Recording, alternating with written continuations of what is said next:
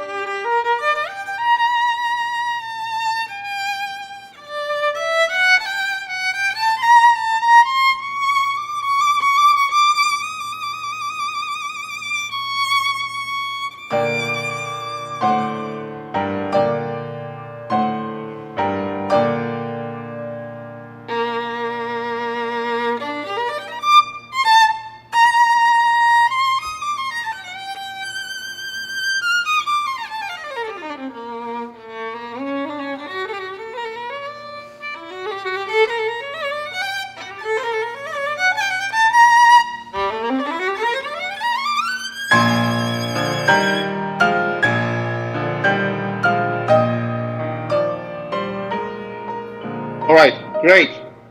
Thank you so much. Sorry to interrupt, but beautifully played. So here is what I think. You're quite a gifted young violinist. That much is clear.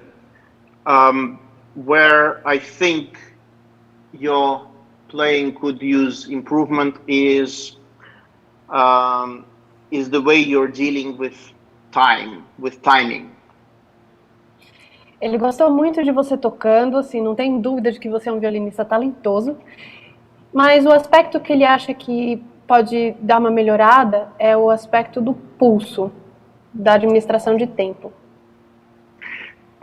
What I mean is that this piece is a very good demonstration of what you are at this moment in your development, what you are comfortable with and what you are uncomfortable with. It starts and ends with two little cadences, and in those cadences you sounded quite convincing, and it was a pleasure to listen to you. And once the pulse starts in the orchestral part, you sounded a lot less comfortable. Ele diz que esse concerto ele é muito bom para mostrar mais ou menos com o que você está confortável, com o que você não está confortável, mostrando mais ou menos o nível em que você se encontra. E no seu caso, assim, esse concerto ele começa com uma cadência no começo e uma cadência no final. Nesses dois momentos você pareceu super confortável, mas no momento em que o pulso rítmico começa com a parte da orquestra, aí parece que você não se sentiu tão confortável. So the orchestral part for the is mostly the pulse. This is the heartbeat of the piece, and a lot of the time with your passages, the piano part had to accommodate you, and whereas that is sort of possible when you're playing with piano. Once you stand in front of 70 people playing the same material, pom, pom, pom, pom, pom, they cannot really accommodate you time-wise, and nor should they, because when our heartbeat becomes irregular, we should go see a doctor. And same thing here. If they have to adjust to you, that's the wrong thing. You have to exist freely, but inside that pulse. Então ele está dizendo o seguinte: a parte da orquestra aqui é como se fosse uma batida de coração, é a batida do coração da música. E muitas vezes quando você estava tocando, o piano teve que se acomodar um pouco em termos de pulso a você. Quando a gente está tocando com piano, isso até que é possível, mas a hora que você está na frente da orquestra com 70 músicos, tendo que tocar essa batida de coração, essa acomodação de pulso não é possível. Com o coração da gente, quando ele começa a bater fora de ritmo, é hora de procurar um médico, né? Então, é muito importante procurar uma maneira de tocar onde você se sinta artisticamente, musicalmente livre, mas sem alterar o pulso. So I think this really should be part of your preparation.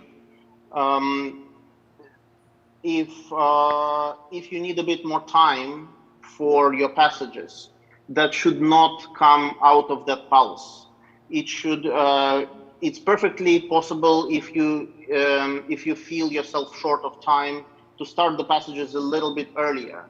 But you have to. The top of the passages, basically that note. That has to come on the beat. And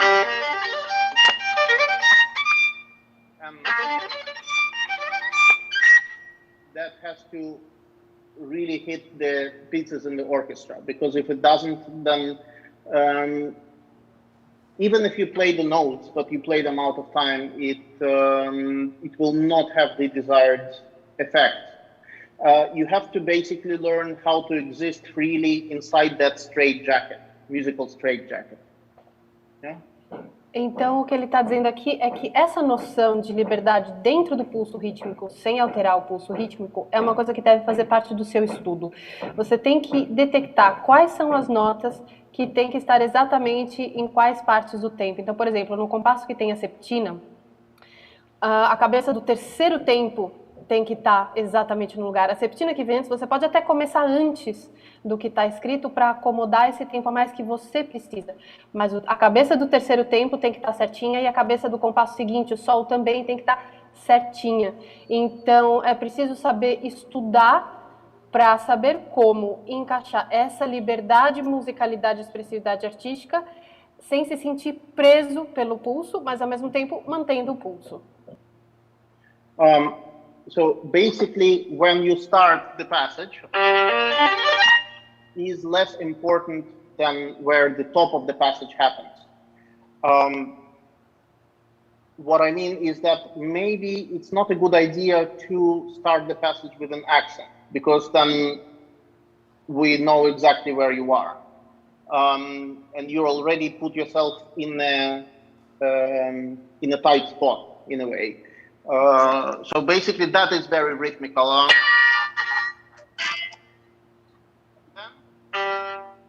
If you start with another emphasis, the phrase becomes overemphasized in a way.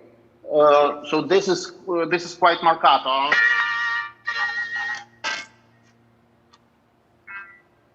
If you add another emphasis here, then the phrase becomes very vertical.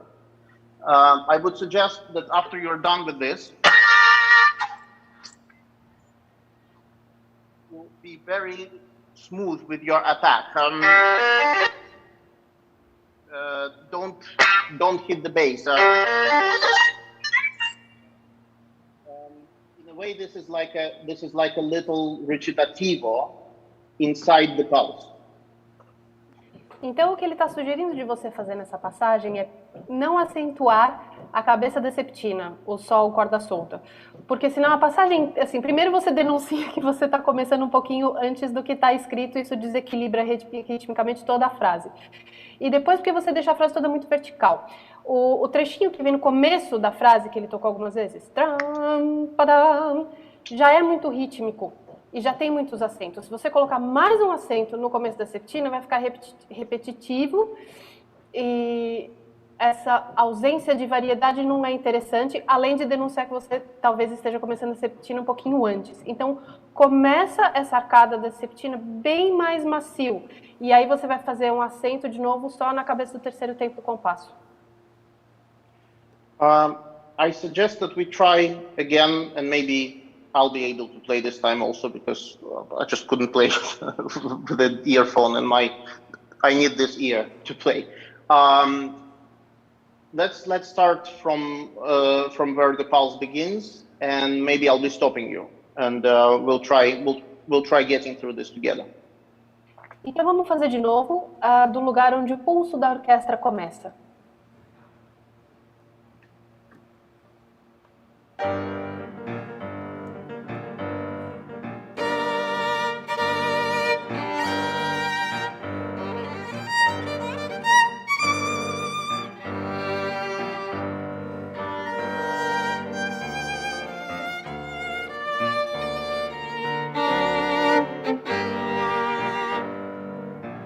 All right, well done.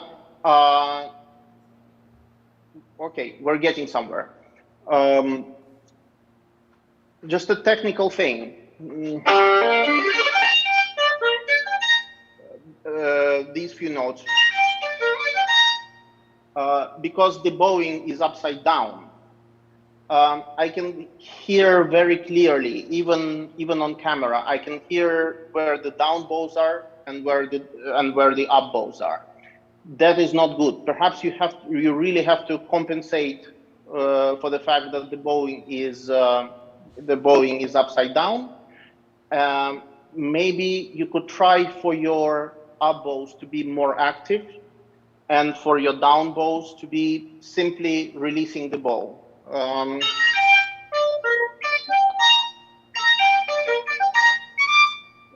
Then the phrase will be more even, because right now I'm hearing, you know what I mean? Então, a primeira coisa que ele falou foi, bom, a gente já está indo para algum lugar aqui, né? E aí agora ele está se referindo ao terceiro e quarto tempos do compasso da septina, que ele está ouvindo demais a diferença entre arcos para baixo e arcos para cima, mesmo aqui online, né? Então é importante compensar essa diferença que está acontecendo, porque nesse lugar a arcada é o contrário. Então talvez exagerar os impulsos dos arcos para cima e dar uma soltada nos impulsos dos arcos para baixo, né? Não fazer tanto impulso. Yeah, so once you hit the top of the passage, then think to yourself just up, up, up. Right? Então quando você chegar no topo da passagem, simplesmente pensar para cima, para cima, para cima. We don't need the piano, just play the passage.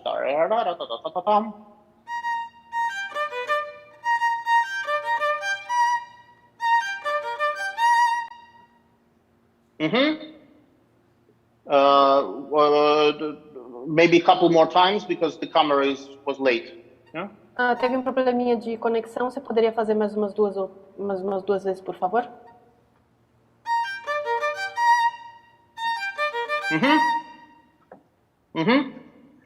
And then don't wait too long on the dotted note.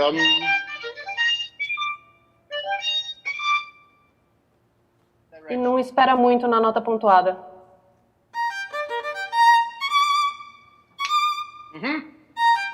Good. Now the whole thing with piano. Agora tudo com piano.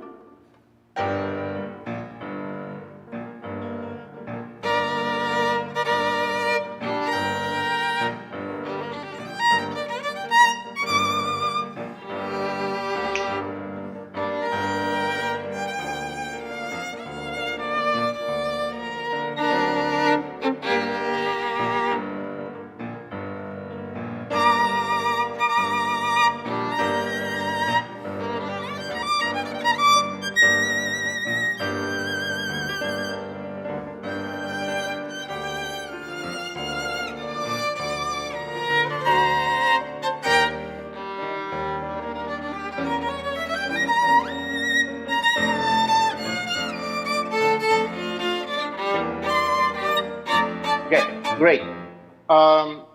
Small things here and there. I think the danger is also into there is also a danger into adding another beat in this phrase. I think once you hit the top of the passage, it's basically, imagine the music goes like this. And all the other notes are sort of like additional to that. And keep that direction with the additional notes. So that needs to exist within that pulse. If you're getting too concentrated on the small notes, then you lose the sight of the phrase. Agora, falando em termos de fraseado, cuidado para não dividir demais ou pensar demais só nas notas pequenas. Então, esse jeito que ele tocou é a organização do direcionamento de frase. Então, o terceiro e o quarto tempo estão levando ao compasso seguinte, né? Conectando. A frase não termina no si, depois não termina no sol. Ela vai do si para o sol. And same with the second phrase. That's basically the music, yeah? Don't lose sight of that.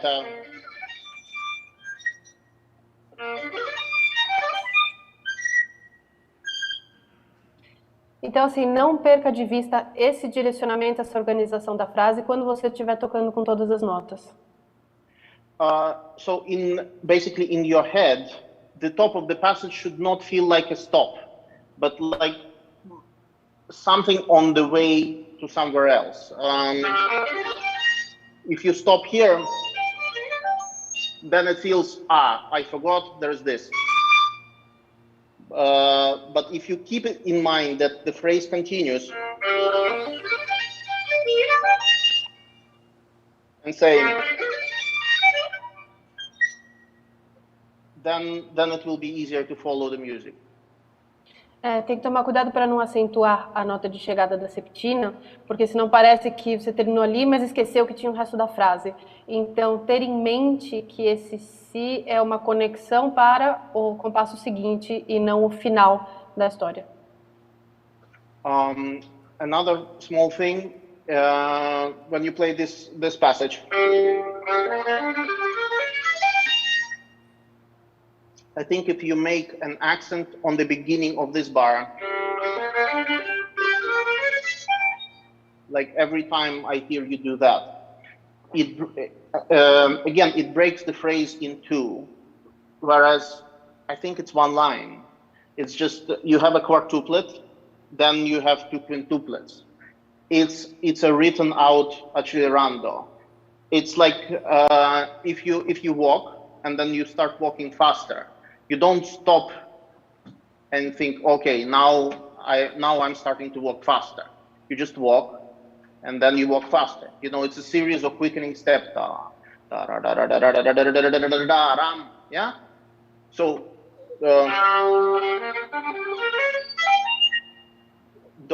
don't hit this beginning of the bar.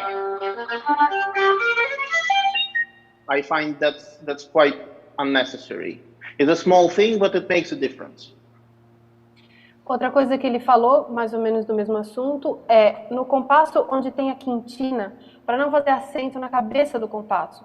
Porque o que o compositor escreveu vem de antes, que é uma subdivisão em 4, e que acelera para a subdivisão em 5, ou seja, um acelerando escrito. É parte de um acelerando maior. Se você faz um acento na cabeça do compasso da quintina, você quebra a fluência da frase. É como se você estivesse andando e aí você resolve andar mais rápido. Você não para e depois resolve andar mais rápido. Você está andando e aí você acelera o passo.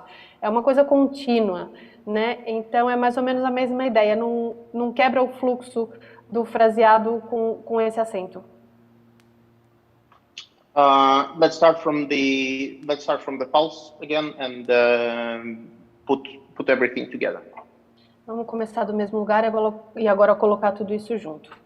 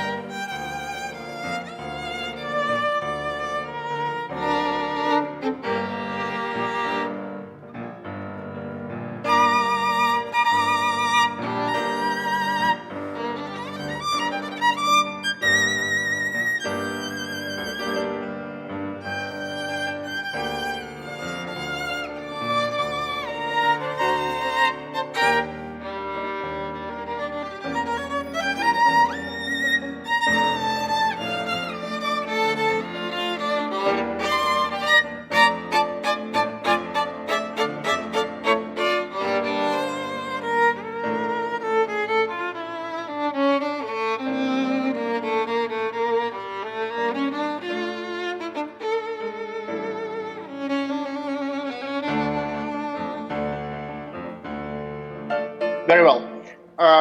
The last thing before we move on to the middle part. So the orchestra plays the role of pulse, and then when it stops, it's actually up to you to keep things going. Because if you don't, I think the music really breaks down.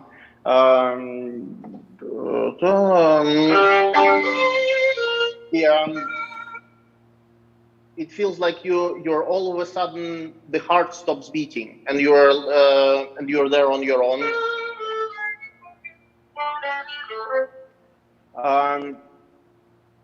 I think you need to keep going, at least for a little while.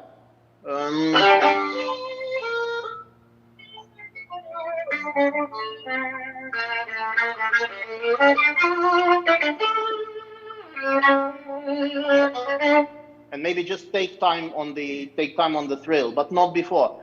It feels to me like once the orchestra, once this material bum, bum, bum, bum, bum, once that stops, you don't know what to do. But it's actually your responsibility to keep things going, at least for a little while, yeah? Então, agora ele está falando de pulso de novo, justamente quando a orquestra para de cumprir o papel de fazer o coração bater. E aí essa responsabilidade passa para você. É responsabilidade do violino solista manter as coisas andando. Senão, o que é que acontece? O coração parou de bater? Então, pelo menos até o final dessa frase que ele tocou, pelo menos até a chegada do trilo, é para manter o pulso acontecendo. Ele sentiu que você, quando a orquestra, o piano, para de fazer esse ritmo, você não sabia muito bem o que fazer com isso. Então, mantenha as coisas andando até o trilo.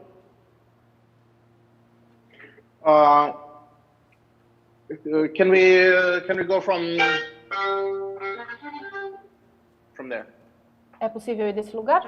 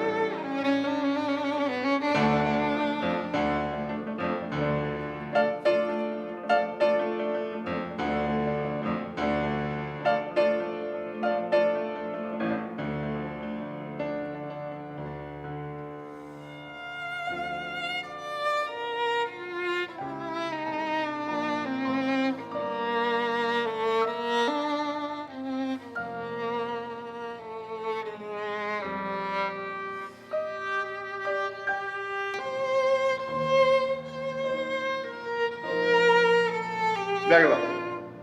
Okay. Another thing for you to consider. The orchestra part in this piece is quite heavy. There's a lot of winds. You're constantly playing against 60 or 70 people. One of the rules, one of the things, not rules, but one of the things to remember when playing a piece like that is that most of the entrances, when, after a tutti, most of the solo entrances, you have to think one dynamic up, and you have to immediately announce your presence.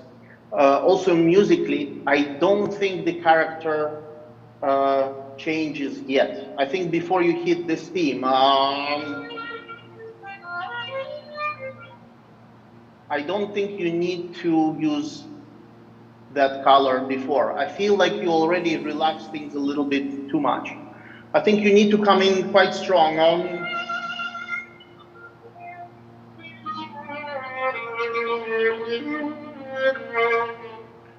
And fight for a little bit, and then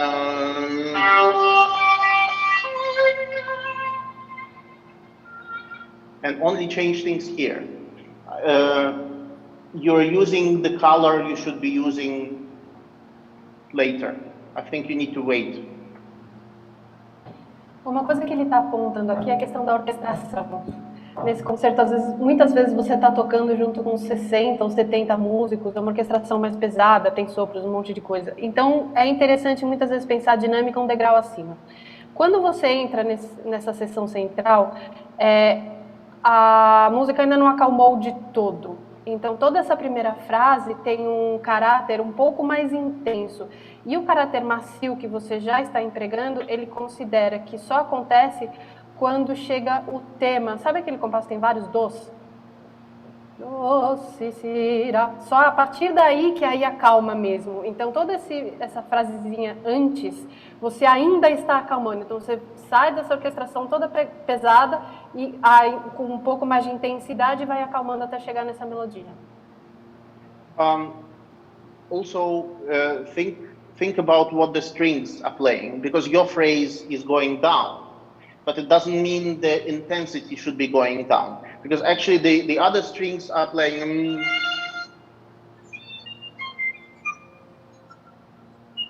You remember?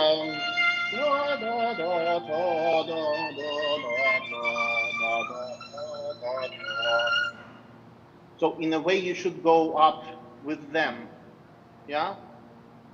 You should go up in intensity because you're playing lower and lower and lower in register, but you have to match the direction of the strings. Outra coisa para levar em consideração aqui é a linha das cordas. Enquanto você está fazendo uma linha descendente, as cordas estão fazendo uma linha ascendente. Então, você, solista, mesmo que a sua linha esteja indo para baixo, sua dinâmica não vai para baixo, sua intensidade vai para cima, acompanhando a intensidade da linha das cordas. Let's play again and just listen to the upper line and try going in that direction, even though your notes are going down. Então vamos fazer de novo e tenta ouvir essa linha melódica das cordas que vai indo para cima.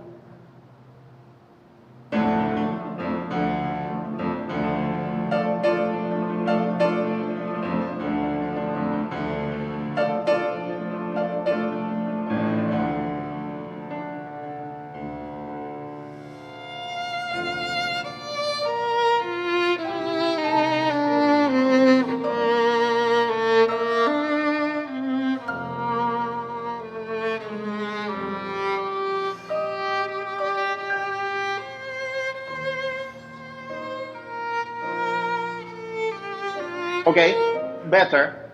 Again, if you listen to the line and the strings,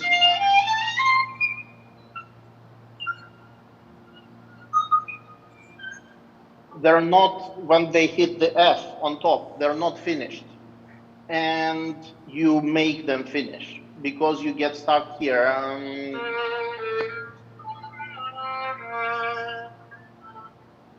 I actually think you need to keep going.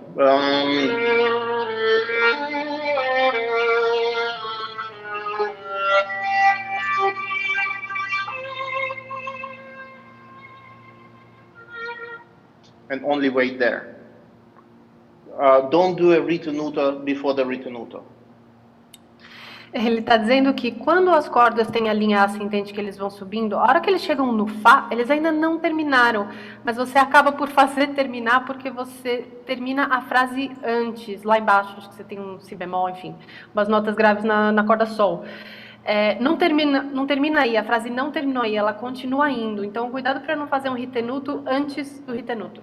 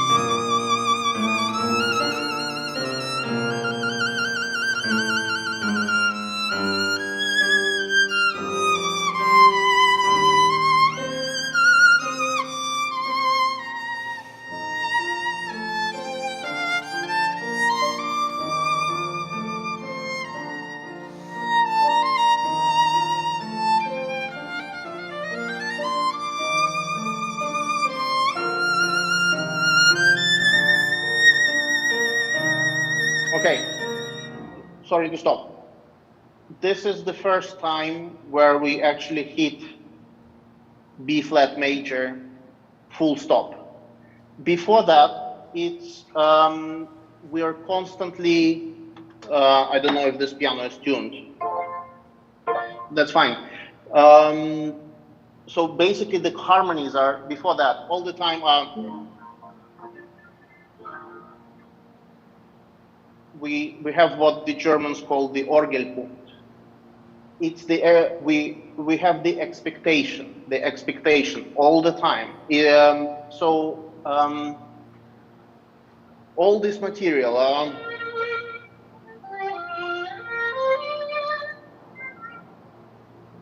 It's waiting for something, but not actually sitting down comfortably and enjoying life.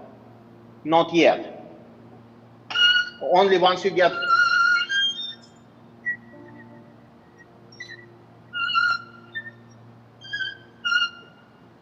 this is where you can really play broader. But before that, your message should be you want to get somewhere, you want to get somewhere. Don't get too comfortable too soon, because then the things lose their meaning a little bit. This would be my suggestion.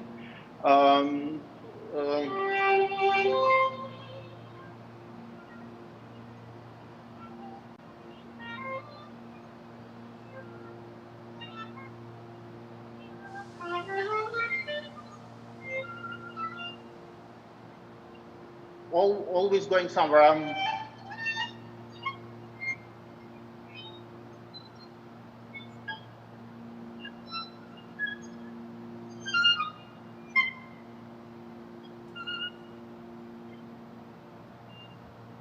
And again, not yet. This is another try, 1 octave higher.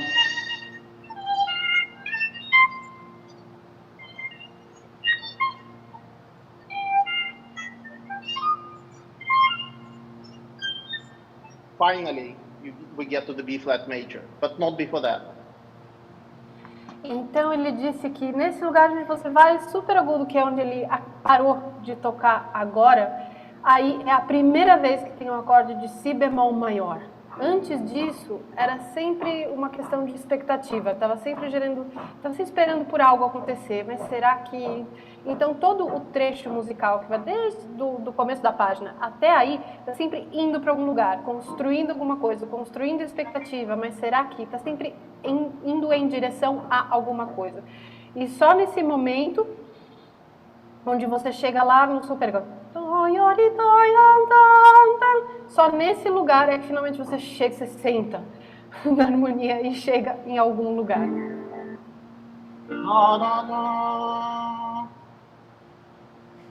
Okay, let's play the whole phrase again. And when you come in,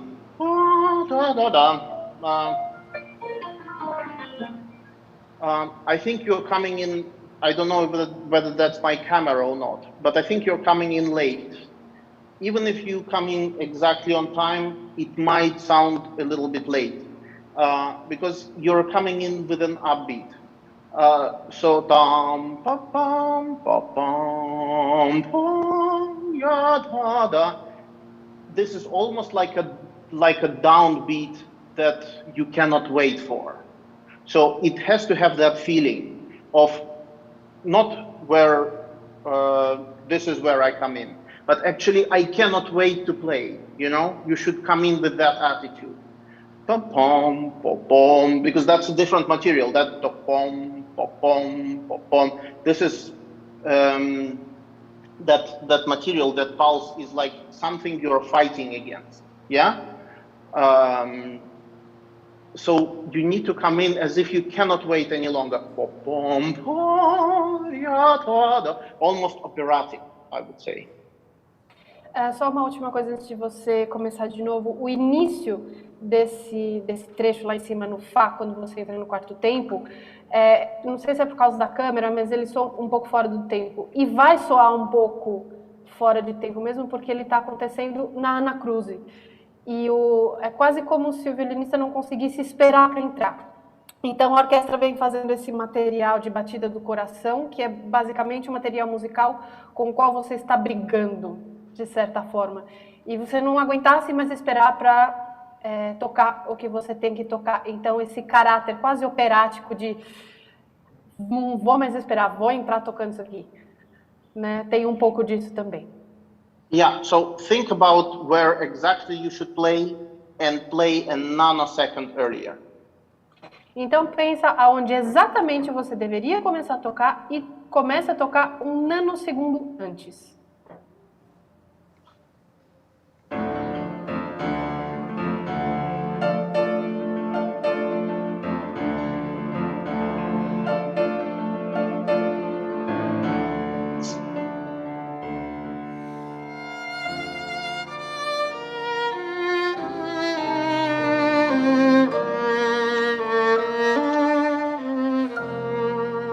Don't wait, don't wait, don't wait. No, don't wait here. Don't, Não espera, don't get stuck esse here. ponto, não espera aqui para continuar. Don't sit down here. Yeah?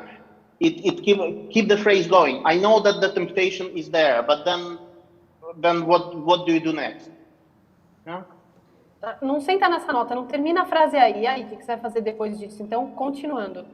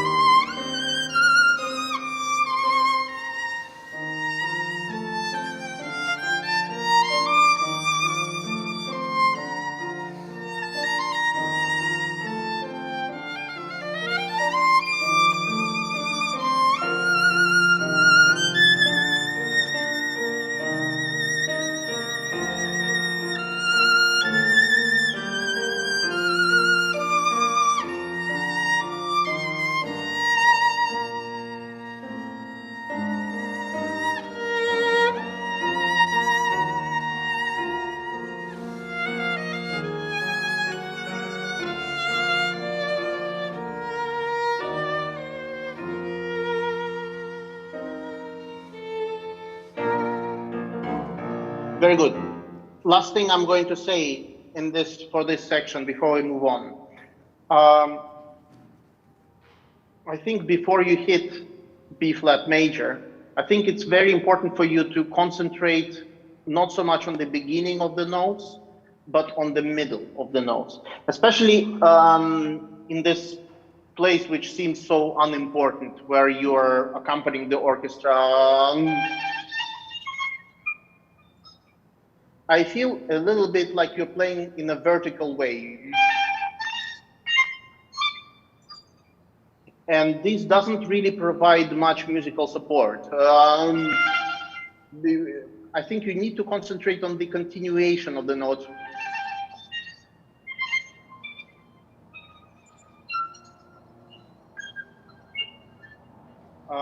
Then I think the material gets filled.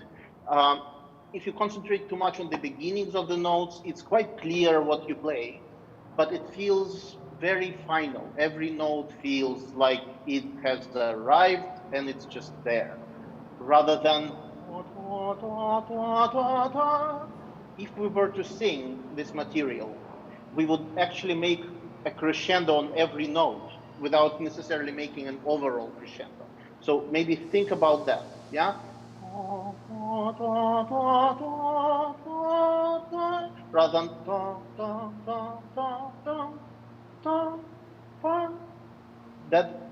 that has a danger of becoming a little bit boring, because we feel like, okay, you are making the same point and the same point, rather than telling us, stay with me, stay with me, stay with me. This is what I think this section needs.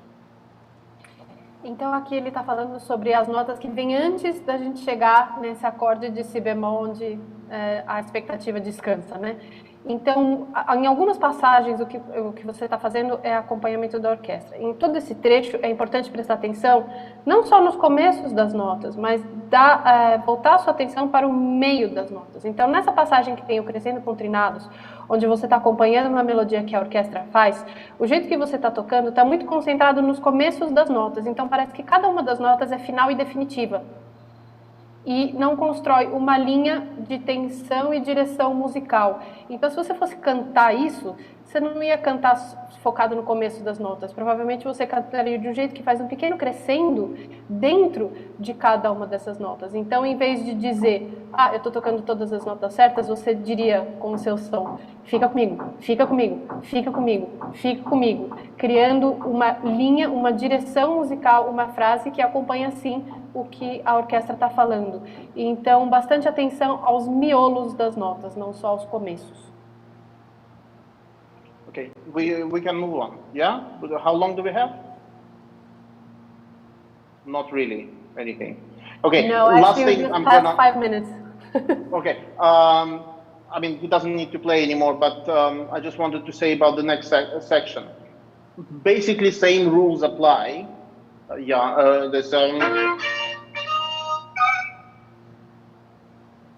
Then we have a passage. A lot of notes in the passage. But what we really need is to follow a simple line. That's what it is. So please, behind all the small notes, don't lose sight of a simple line. It's very difficult to show simple things, I think. So basically your mental breath should be very, very clear. Don't let all the technical difficulties obscure what he's trying to tell us musically.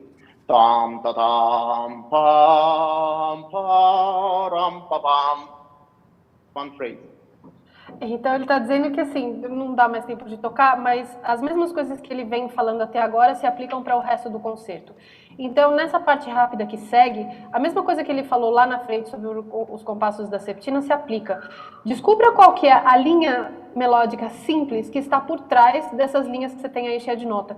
E não deixe que as dificuldades técnicas obscureçam essa linha melódica simples que está por trás das coisas. Sempre tenha essas linhas melódicas em vista.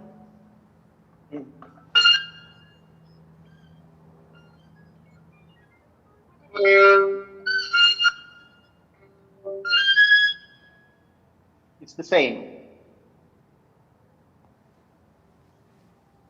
Same thing. É a mesma coisa para todas essas pequenas passagens e frases cheias de notas que tem aí depois nessa parte rápida que volta. Last couple of small technical things to suggest. In this section,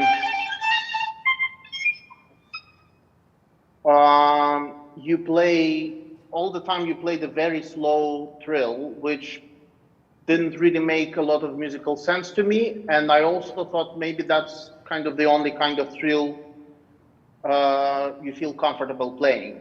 So maybe I would suggest that you, when you practice, concentrate on lifting your fingers much higher and much more active. Think about just throwing your fingers upwards rather than lifting and putting them back again. The fingers should come down under their own weight. Basically, you can drop your arm, you can drop your elbow, you can drop your wrist, and you can drop your fingers. Feel your fingers heavy. If they're free, you will feel that they're heavy and they want to come down. All you need to do is just throw them upwards. And that will make your thrill much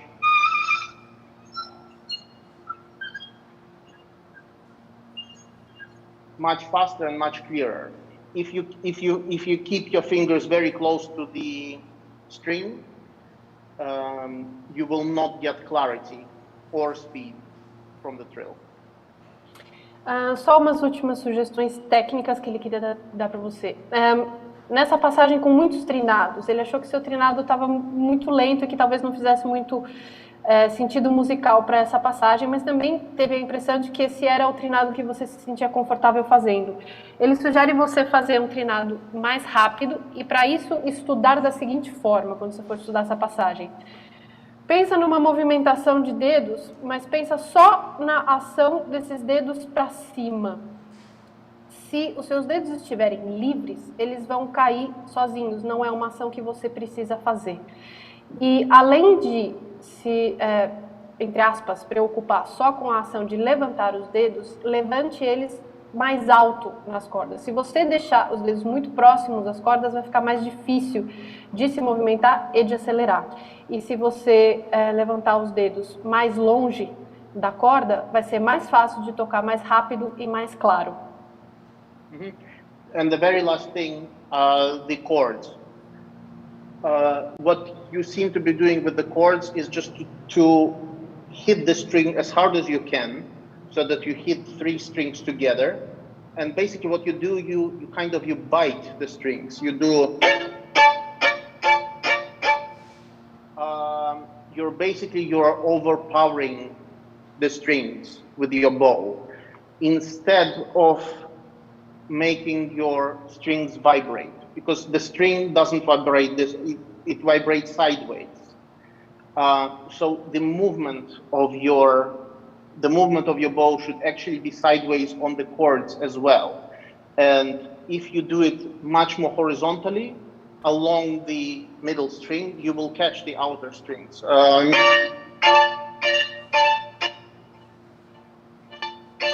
Play much closer to the fingerboard, so that the string resistance is not as strong as on the bridge. Yeah. Actually, when you play the chords, you should be able to see the fingerboard under your bow. You should play far enough from the bridge.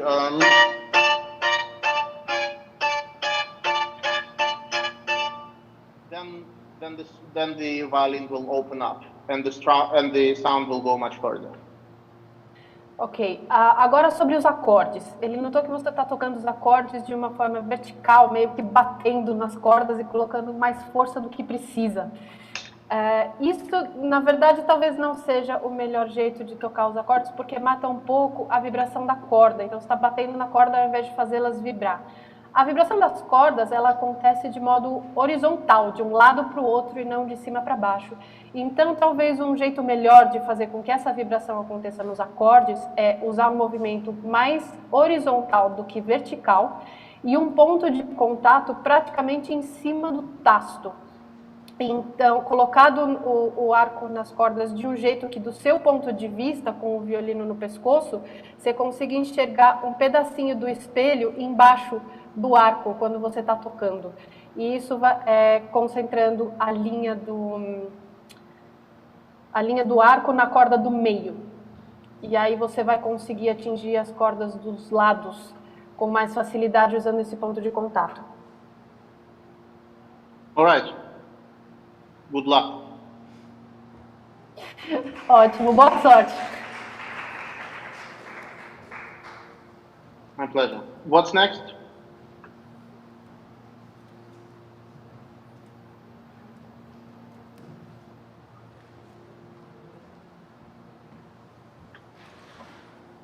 Hi, teacher. My name is Lucas.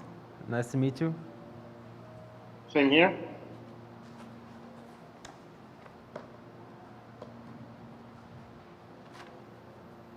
And you're playing the Tchaikovsky Yes.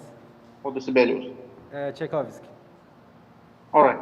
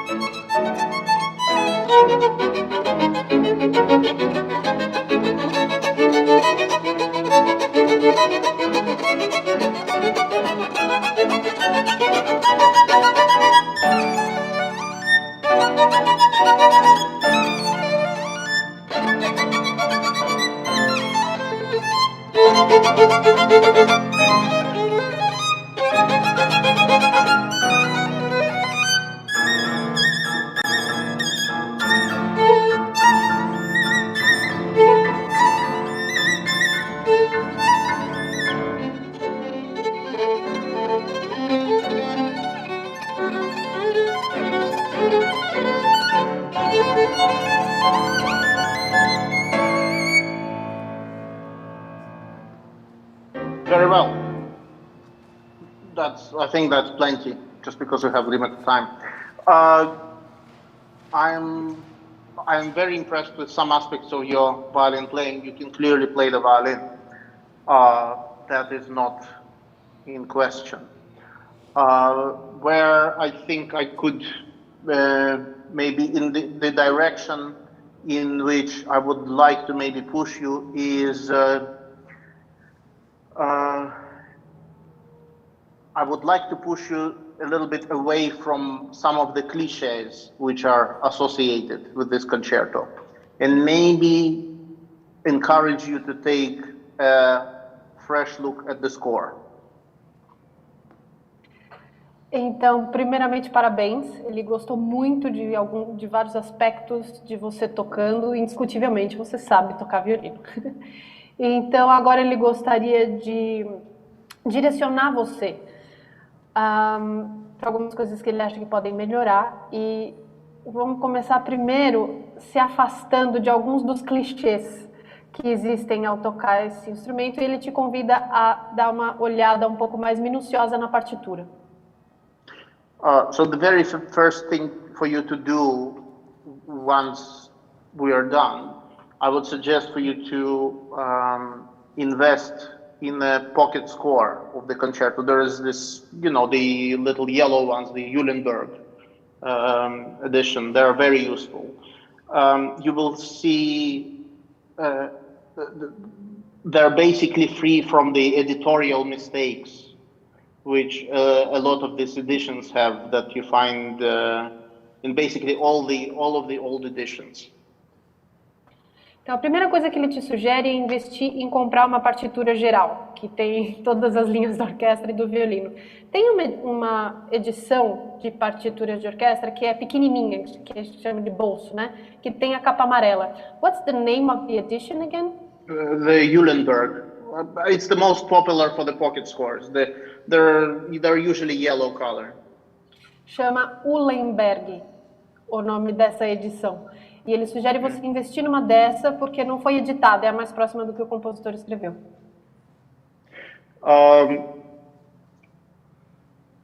You have to realize that out of all the what is called the big concertos, you know, the Mendelssohn, the Beethoven, the Brahms, the Sibelius, this one had the most difficult childhood, because the person for whom it was written and to whom it was originally dedicated did not like the piece initially, didn't want to play it, and then said, okay, fine, I'll play it only if I change this and that. Então, assim, de todos os grandes concertos para violino, esse concerto é talvez o que tenha tido a infância mais difícil. A pessoa para quem esse concerto foi dedicada não quis tocar esse concerto logo de cara, não gostou, disse que não era violinístico o suficiente, aí depois mudou de ideia, quis tocar, mas falou só se eu puder mudar isso, aquilo, e reescreveu várias das passagens. Então não foi um começo tão fácil. Also, can you hear me okay? Yeah? Okay. Where was I? Sorry, just between earphones. You're talking about the childhood of the concerto. Yeah, of course.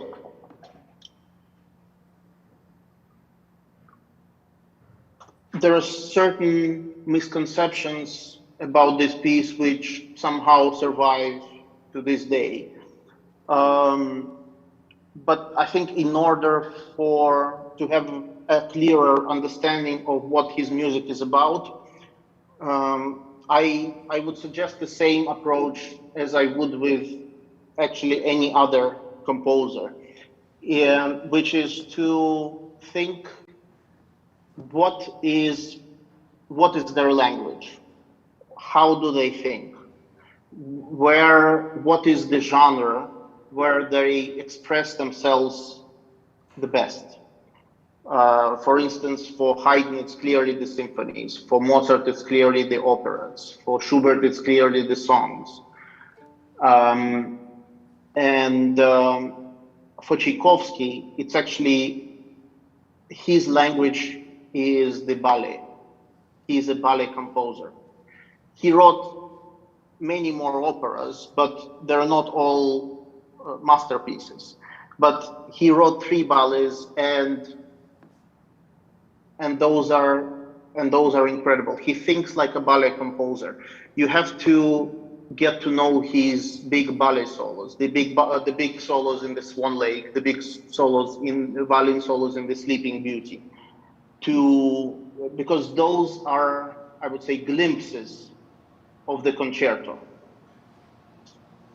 Então ele está falando que assim, apesar de terem muitos enganos nas concepções sobre esse concerto para violino, que de alguma forma sobreviveram, ele usa a mesma abordagem que ele usa para outros compositores, que é entender a linguagem daquele compositor e qual é o gênero de composição mais significativo para cada compositor. Então, por exemplo, para Mozart é a ópera, para Schubert são as canções, para Haydn são as sinfonias. E no caso do Tchaikovsky, apesar dele ter escrito de tudo, o gênero mais significativo dele é o balé. Ele pensa como um compositor de balé.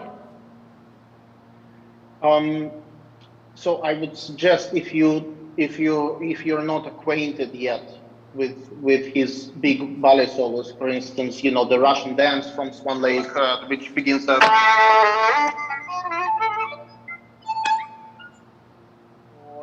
this famous solo from the Sleeping Beauty, which also begins with this little cadenza.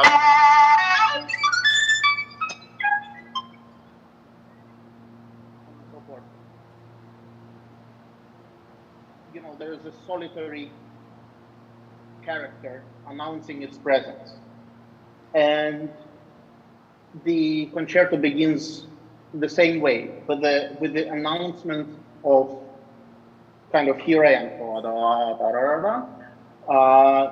It's a solitary character entering the stage, and then the story begins. First, you give it's almost like first, you know, entering a house and giving a business card. You know, not saying a lot, but just saying here I am. Huh? Então, esses 2 solos que ele tocou são solos de balés muito conhecidos do Tchaikovsky.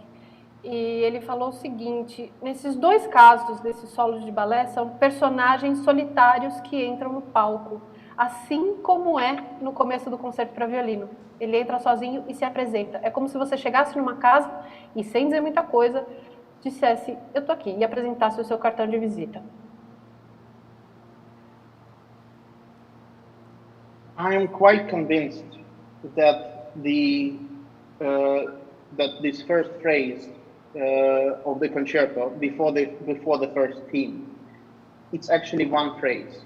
It should be played in one breath, which is easier said than done, but one should nonetheless try. It's basically the first 2 notes. You announce your presence, and then we have a written out actually random.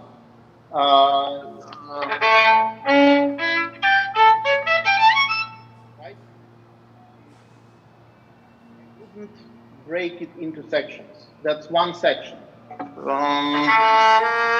getting closer and closer.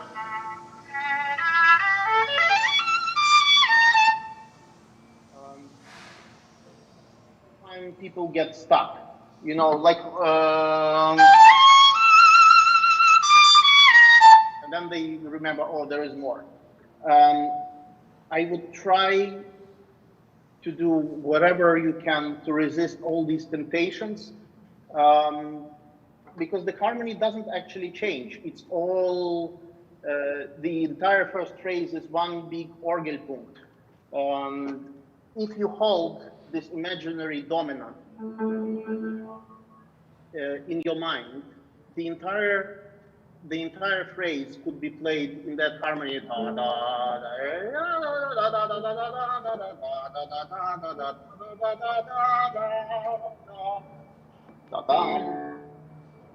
The resolution only happens there. So keep going as much as you can. Então ele está falando da introdução antes do primeiro tema, onde o violino está sozinho. É comum as pessoas separarem isso em partes e às vezes elas ficam paradas ou travadas em uma nota ou outra, como por exemplo o primeiro mi agudo. Só que tem mais coisa depois daí, não acabou. Então ele sugere, e ele pensa em toda essa introdução como uma única anacruse, uma única direção de frase, num único acorde dominante que leva ao primeiro tema, que é quando você toca lá, fa, fa. Right. It's like when you're on a journey, it's okay to notice things on the way, but don't forget where you're going. Don't forget where you're going. It feels to me like on your journey, you get out, you go shopping, or you start speaking to some people, and that's before the first phrase is over. I understand all the temptations, but sometimes in music, the temptations exist for us to notice them and to avoid them. It's try translating that, then I'll say something else. Então ele está dizendo assim, essa primeira frase, essa introdução, é como se você estivesse num trajeto, notando coisas que existem ao seu redor. Mas você não necessariamente vai parar para entrar na loja, conversar com o dono, depois entrar na outra loja e conversar com outro dono. Não, você continua no seu trajeto, você nota essas coisas.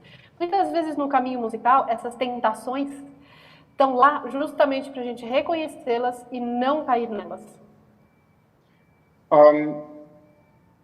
I don't think I will say it better than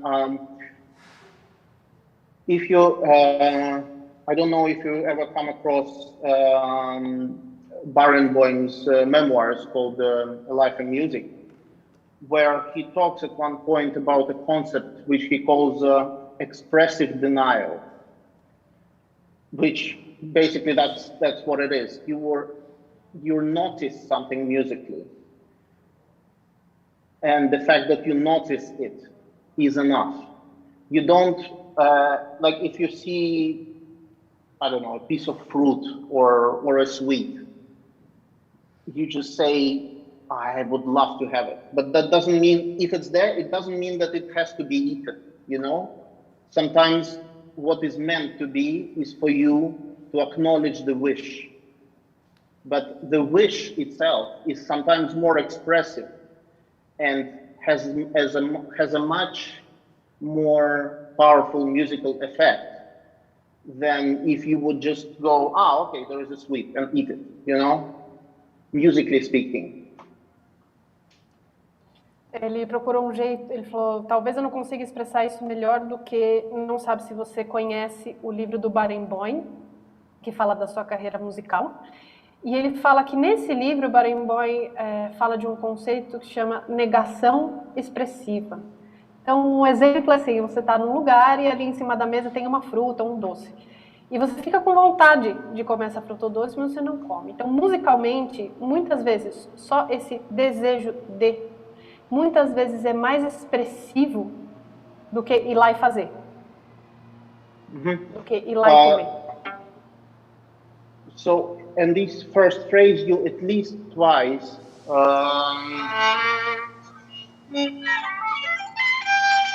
sorry, you played different finger. You indulge yourself there.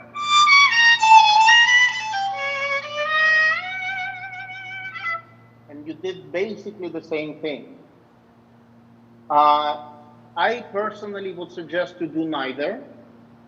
But if you feel you must do something, then maybe do it once, because it felt to me like you made the same point twice. And I don't actually think that the function of this first phrase is to enjoy yourself. I think it's for you to attract the attention of the listeners, of the audience, and prepare the stage. You should prepare the stage for the theme. Então ele notou que quando você tocou, você chegou tanto no Mi lá em cima, quanto depois não sei se é um Dó sustenido, mas você usou o mesmo recurso de chegada, o mesmo recurso expressivo 2 vezes. Pessoalmente, o professor disse que não usaria esse recurso em nenhuma das 2 vezes, mas se você sentir muita necessidade de usar, usa uma vez só. É como se você dissesse a mesma coisa, afirmasse a mesma coisa 2 vezes e não precisa. Ele também acha que essa introdução, a função dela não é você curtir o que está acontecendo, mas você preparar a cena, preparar o palco para a entrada do primeiro tema. Also, the way to do it, I think, if you're doing a glissando, I think the glissando should not necessarily lean forward. But I think it should, if you are doing it, it should kind of it should warm things up, you know. Well,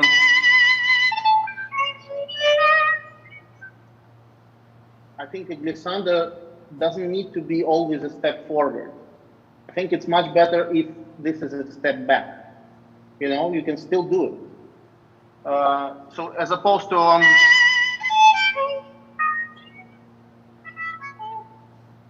because then you're making the glissando the whole point of the phrase, as opposed to you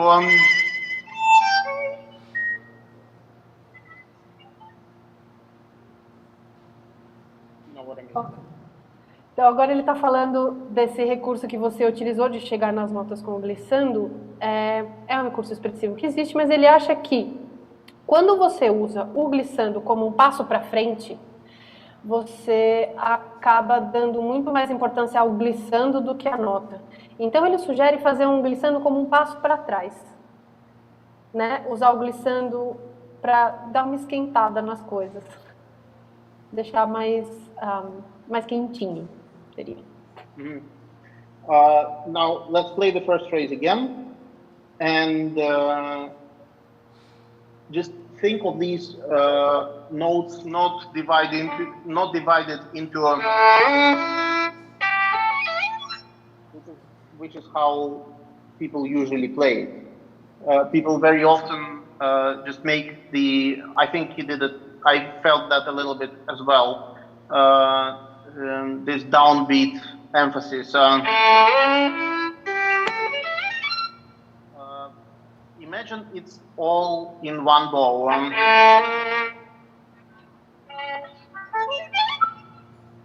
That it's in one direction rather than new beginning. That I think is unnecessary.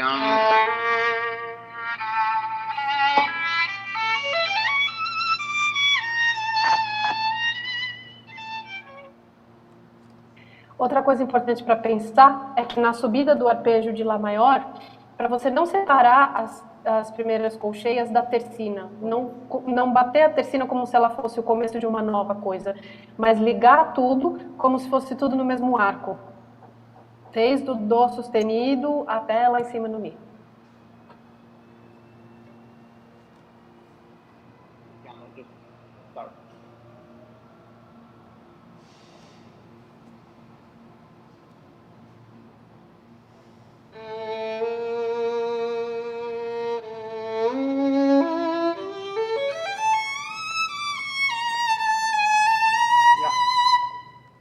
Sorry, immediately I can see, I don't even need to listen, because even without the sound, I could see that there is a problem with your bow distribution.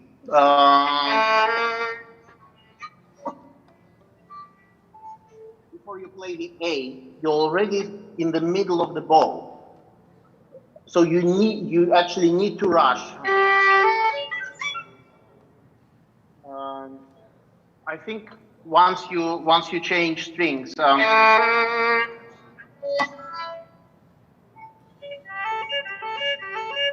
is a very dangerous section.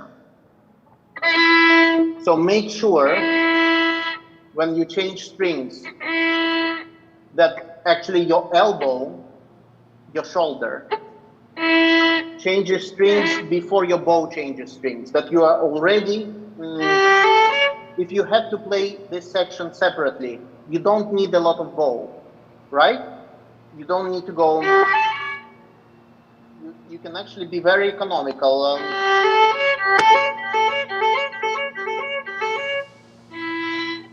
But because you're late, instead of being there, you're still here, stuck. That means you're spending much more bow than you need to. That is the problem. You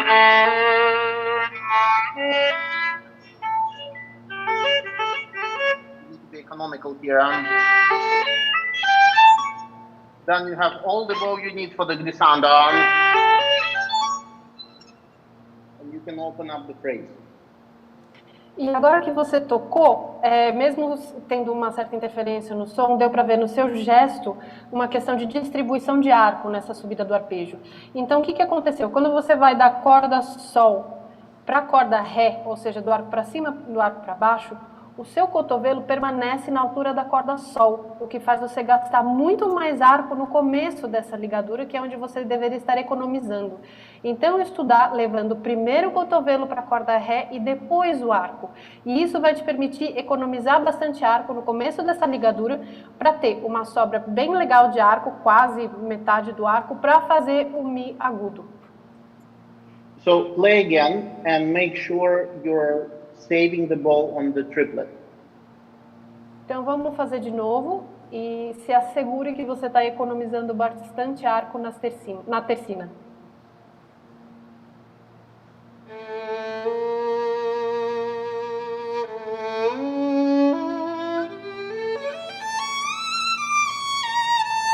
Okay. The problem, I think part of the problem is in your wrist. Because you don't really change the shape of your wrist on the way down, which means that you are basically pushing the bow in front of you rather than pulling it behind you. So on the way up, rather, you're pulling the string, which is good. So this, I exaggerate, but that is the shape on going up. But if you have the same shape going down, that means you don't really establish good contact with the string, which means you kind of have to spend the bow to make sound. But then look what happens. Then you find it sort of by the midpoint of the bow. You find the right shape of your wrist, and you realize, oh, I don't need to spend so much bow. But you need to find that straight away. Can you just play that bowing? 2 times. Yeah, and again, feel that the wrist kind of goes first. Imagine someone is kind of pulling you here on that point. Yeah? So imagine someone is holding your shirt right here and pulling. So basically, you should be reacting to that. Yeah? Put the bow on the string and then go. Closer to the frog, closer to the frog. Yeah. That's better. Now you need to find that contact straight away, because nanosecond later it's too late. Então aqui o professor está falando da relação com a flexibilidade do pulso na hora de trocar de arco, do arco para cima para o arco para baixo. A forma do punho, do braço, quando você está indo para cima e para baixo, na região do talão, são diferentes. Então quando você faz o arco para baixo, é como se alguém estivesse puxando a manga da sua camisa. Então o ângulo que existe no punho, formado entre o braço e a mão, fica mais reto. E isso permite que você encontre o ponto de contato com muito mais facilidade. Com o ponto de contato certo, você não vai sentir que precisa gastar um monte de arco para tocar, para fazer o som sair. E então isso vai te permitir, consequentemente, de economizar o arco na tercina. Again, the whole phrase.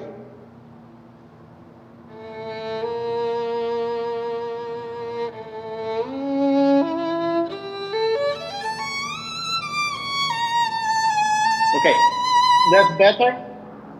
Try to avoid an accent on the down bow. Ta-da. Imagine that the bow actually has to go fast and then slow, immediately slow. Toma cuidado, evita de fazer acento no arco para baixo na cabeça da tercina. Imagina que no arco para cima, anterior à tercina, é um arco rápido. Quando você troca a direção e faz o arco para baixo, é um arco lento.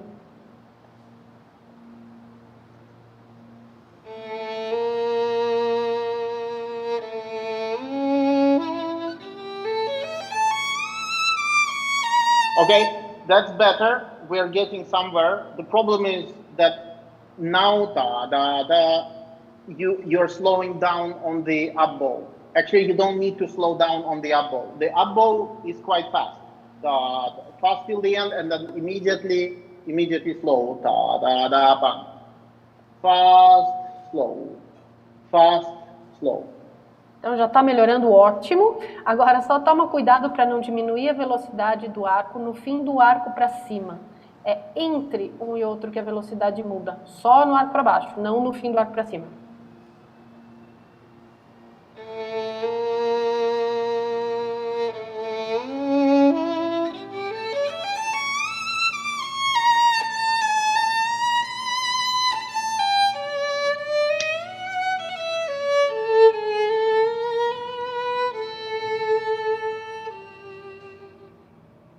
All right, we're getting somewhere. It needs practicing. It sounds like a simple thing, fast, slow, but it's actually very, very difficult. Maybe just find yourself some studies and play them with, let's say, 3 notes on one bow and 1 note on one bow.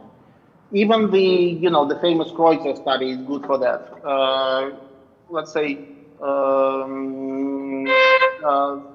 like this. And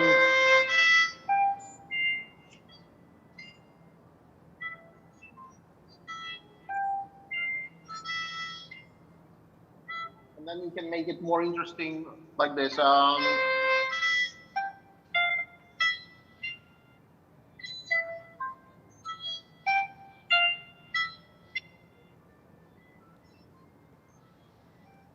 Immediately changing the speed of the bow. That should be a good practice for you for a place like that. Which it's actually a very difficult moment because it's also you have to cross strings. It sounds simple, but it's not. Last thing.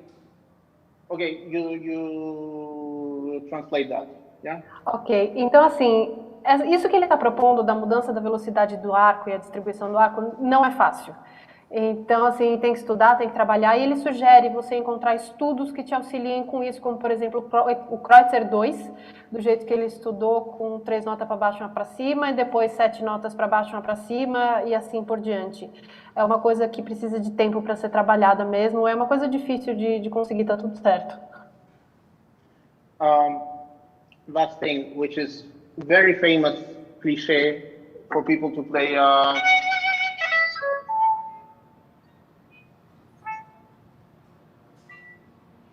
That is not actually the rhythm that he writes.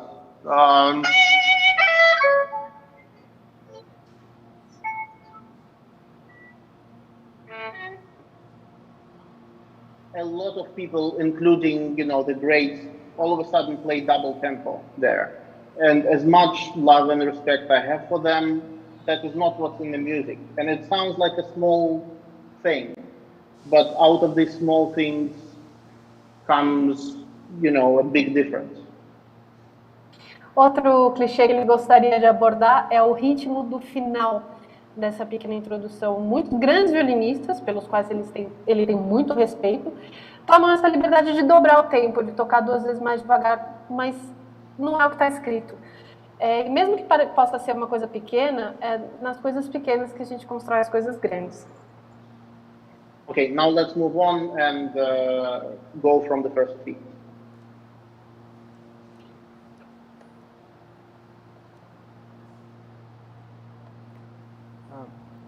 From the moderato? Sim, do primeiro tema.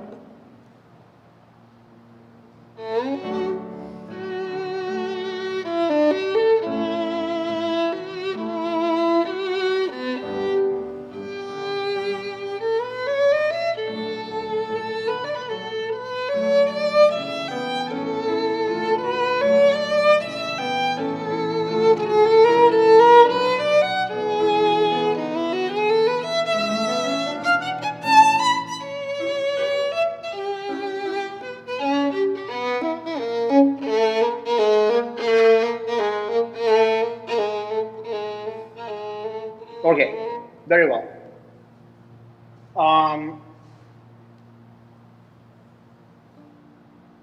I'm not sure about the character here.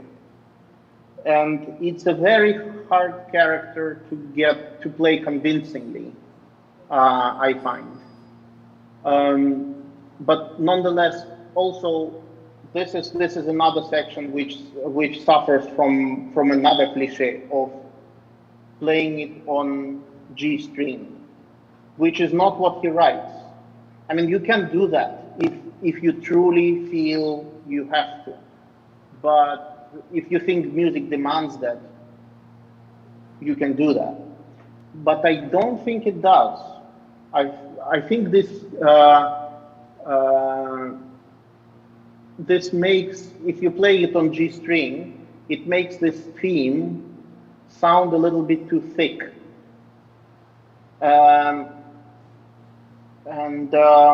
I think it's too early in the piece for that kind of sound. I think this could be a little bit more distant still, because we need to get, we need to go on a long journey. This theme needs to be transformed from this.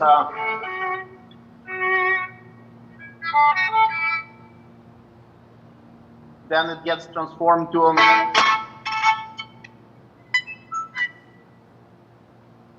orchestra plays it sort of like a polonaise in 4. And if you do that immediately, like it's almost like, I don't want to say militaristic, but it's like you're here already. The journey from here to there is not a long journey. I want you to give us a very long journey from just somewhere in the distance to yam padadam pam pam pam. You know, it needs to be a very big arch, and you need to have context for that. So when you play the theme in the beginning, don't just think about what you should do right here, right now, but think ahead of what this theme will later become. Ok, vamos lá. Agora falando sobre esse primeiro tema. Primeiro ele fala sobre a questão da corda sol. Ele não acha que isso é o que o compositor escreveu necessariamente. É uma tradição, mas ele acha que você deve fazer isso na corda sol só se você realmente sentir que a música pede isso. E não só porque é uma tradição. E ele fala isso por quê? Considerando o arco que esse tema tem dentro da composição do primeiro movimento, onde começa aqui, de uma forma bem mais simples e bem mais longínqua, e vai até o momento, depois da exposição, no final da exposição, quando a orquestra inteira toca esse tema, já com um acompanhamento tal que tudo parece uma grande polonese em 4, basicamente, tem uma linha, uma jornada que vai desde um momento ao outro, que ela é muito grande, que ela contém muita coisa. Então, se você já começa com esse tema muito próximo, muito presente e muito denso, essa jornada, esse caminho de um ponto ao outro não fica assim tão grande, então deixa de ser tão interessante. Então ele sugere que esse começo você faça ele bem mais distante e bem menos denso, e por isso a questão do uso da corda sol. Ele acha que fazer esse primeiro tema inteiro direto na corda sol dá uma densidade a mais para esse primeiro tema que talvez ele não precise ter, para a gente construir esse arco bem grande de jornada entre essa primeira versão do tema e essa versão do tutti de orquestra que vai acontecer lá na frente. Okay, now, because we have limited time, the things that I remember.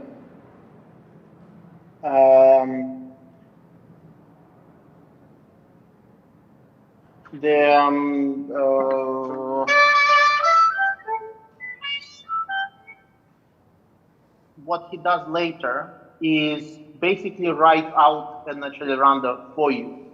You don't need to do much, just play the rhythm.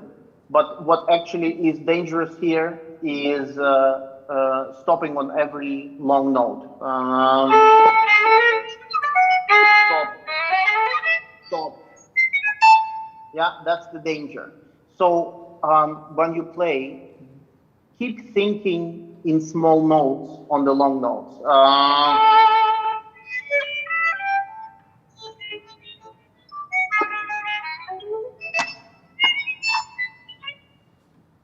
The line might be more continuous. You know what I mean? Então, esse outro pedaço que ele tocou agora é o outro ao qual ele gostaria de se referir. Assim, o pedaço não tem muita coisa. Basicamente, se você tocar o ritmo que está escrito, você já faz boa parte do trabalho para você. Agora, qual o perigo desse pedaço? Estacionar nas notas longas. Para isso, ele sugere pensar em termos de notas pequenas, enquanto estiver tocando as notas longas, do jeito que ele tocou agora no final, subdividindo tudo em semicolcheias, se não me engano. Now, when you get to these scales,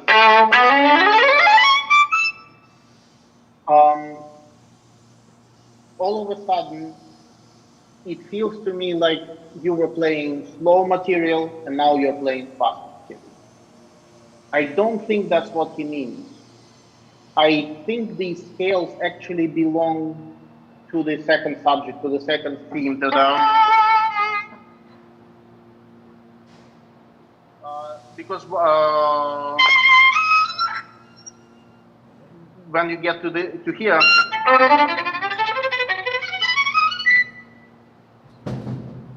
he's actually playing on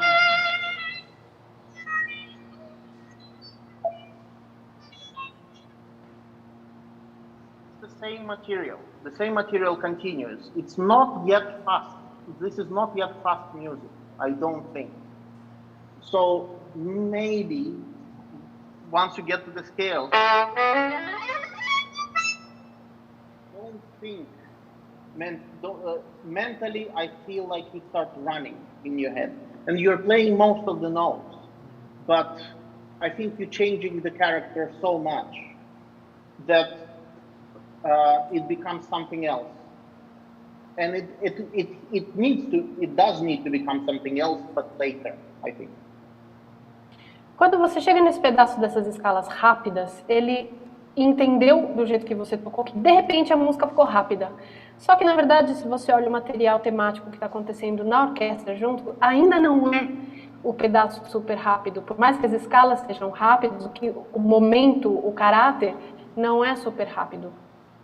Você ainda está no segundo tema. O que a orquestra está fazendo são linhas melódicas derivadas do segundo tema. Yeah, so if you manage to somehow mentally still play slow lyrical music and still sing once you get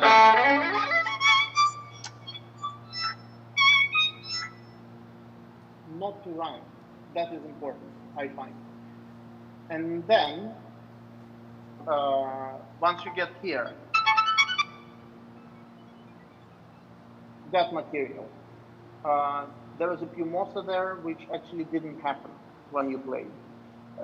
And that piumosa is very important because then there is a poco menam also here.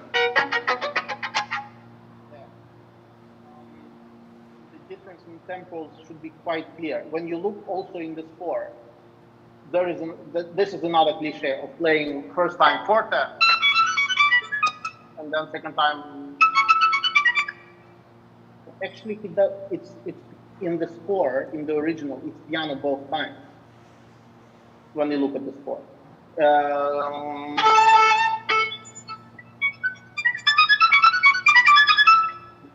It's all kind of scherzando all of a sudden. Hi, Boris. E aí, Desculpa, Helena, desculpa por te interromper. Só para avisar, avisa ele que mais 5 minutos para não passar demasiado do tempo, tá bom? Obrigado. Okay. My apologies. But this is just the last thing I'm going to say about this piece. The amazing thing is that after all these years, there are still things we can discover in this piece. And the score should be your friend, I think, here. Not different editions, not other people's opinions. You can still make up your own. Okay, so let me try to translate everything. Então, quando começam aquelas tercinazinhas todos, esse pedaço em diante, aí está escrito um piumoço que quando você tocou, ele não ouviu, não aconteceu. E ele é importante porque logo em seguida tem um pouco menos, quando começam as tercinas com cordas duplas. E é importante fazer essa diferença. Outro clichê que acontece muito é que, nesse lugar onde é o piumoço, os intérpretes costumam fazer a primeira vez forte e mais legato, e a segunda vez piano e mais spiccato. Só que, na verdade, não foi isso que o Tchaikovsky escreveu, é piano das duas vezes, como se fosse um scherzando. Ele está brincando desde o começo desse pedaço. Né? E aí a última coisa que ele disse, que ele acha que é resumão de tudo, arruma a partitura geral, original, dessa edição que ele falou, e essa sim deveria ser a sua grande amiga e o seu guia para estudar esse concerto. Não outras edições, não a opinião de outras pessoas, mas o mais próximo possível do que o compositor escreveu.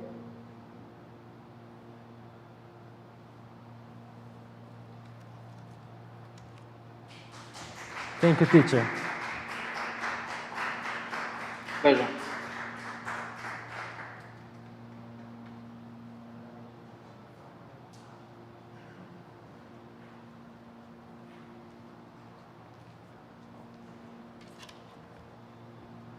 Hello, Boris. Excuse me.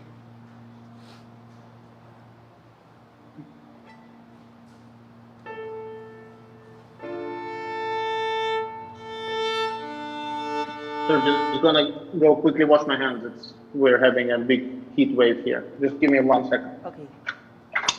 Ele vai rapidinho lavar as mãos e já volta. Tá super quente.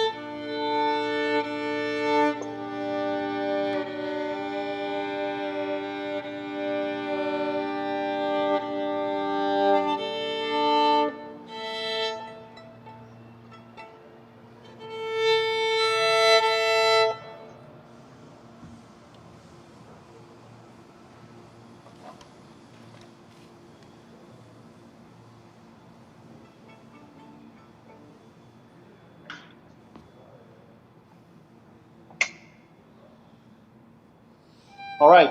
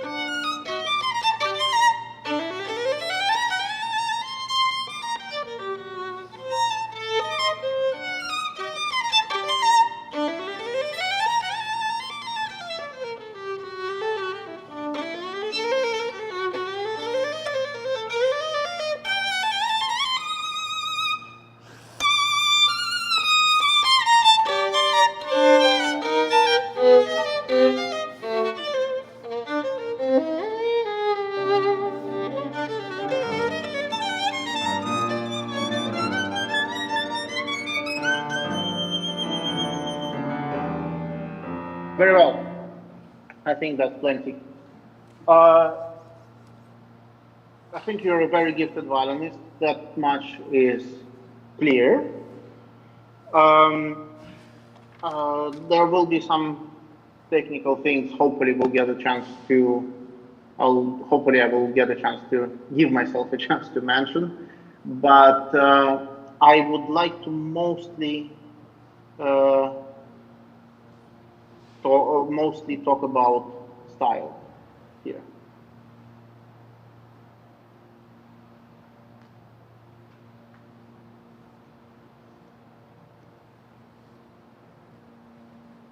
I can hear you. Desculpa. Can you hear me? Okay, well, Yes, of course. Great. Então, ele começou falando que você é um violinista muito talentoso, que não existe dúvida disso. Ele quer começar, ele quer ver se ele consegue falar de alguns aspectos técnicos, mas principalmente ele gostaria de falar de estilo. What I mean by that, and I speak now where, you know, if I had a plane, it would probably take me about 10 minutes to get to Finland. The world is very much connected now, and it doesn't take a lot of effort for people to travel. I mean, of course, the last couple of years have changed things a bit, but you know what I mean. The world used to be much more, people used to be much more influenced by where they lived and what they knew about the world around them. Então, assim, hoje em dia o mundo está muito mais conectado, assim, do lugar onde ele está até a Finlândia, se ele catar um avião demora tipo uns 10 minutos, exagerando um pouco, mas mesmo com a questão da pandemia, essa conectividade, essa possibilidade de ir até outros lugares e conhecer outras culturas, hoje em dia é muito maior. Antigamente não era bem assim, as pessoas eram muito mais influenciadas pela cultura e os costumes dos lugares onde elas estavam geograficamente. And I hope that one day, if you'll get a chance to visit this part of the world, especially a bit further north than where I am right now, and you know, if you get to Finland and then Scandinavia, you probably have a much clearer idea of what Sibelius means to say in his music. Talvez se um dia você tiver a oportunidade de ir para um lugar um pouco mais ao norte de onde o professor está agora, ou se você for para a Península Escandinava, lá na terra dos Sibelius, lá na Finlândia, talvez você entenda melhor o que ele tem querido dizer com essa música. Basically, the nature in this part of the world is much more unforgiving. The summers are short, and the winters are brutal. And I think also this affects very much his music, where it's not as flexible as when you go south towards the Mediterranean. I think it's possible, what I'm trying to say is that in this nature, it's possible for the most beautiful things to grow, but only for a short time and under certain conditions. E aí o que acontece nesses lugares bem ao norte da Europa é que a natureza, ela não perdoa. Os verões são super curtos e os invernos são brutais, né? É diferente se você vai já mais para o sul da Europa, onde você encontra o Mediterrâneo, onde tudo é um pouco mais quente, a natureza é um pouco mais flexível. Então, assim, nesses lugares muito gelados, as coisas mais bonitas florescem, mas só por um curto período de tempo e sob condições bem específicas.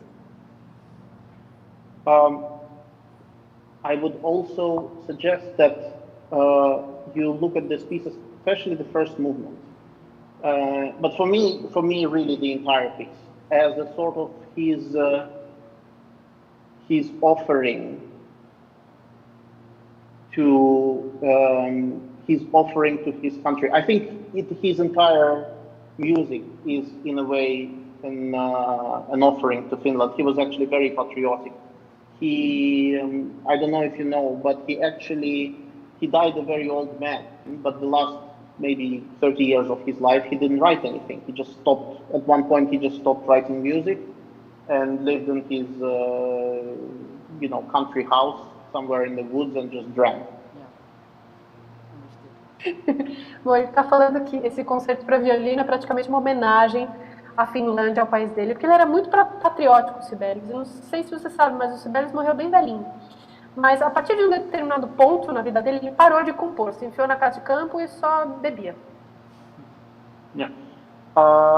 There was actually, in 1940, there was a short war between the Soviet Union and Finland when Stalin wanted to take over Finland because it used to belong to the Russian Empire, and this was when Stalin captured the Baltic states, again the Estonia, Latvia, and Lithuania, where I'm at right now, and he tried to capture Finland as well, but they actually started fighting back, and they lost some parts of the country, but they actually kept their independence. And what is interesting is that Sibelius, who was an old man then, he came out of retirement and went on Finnish radio to give speeches to the troops, motivating the troops.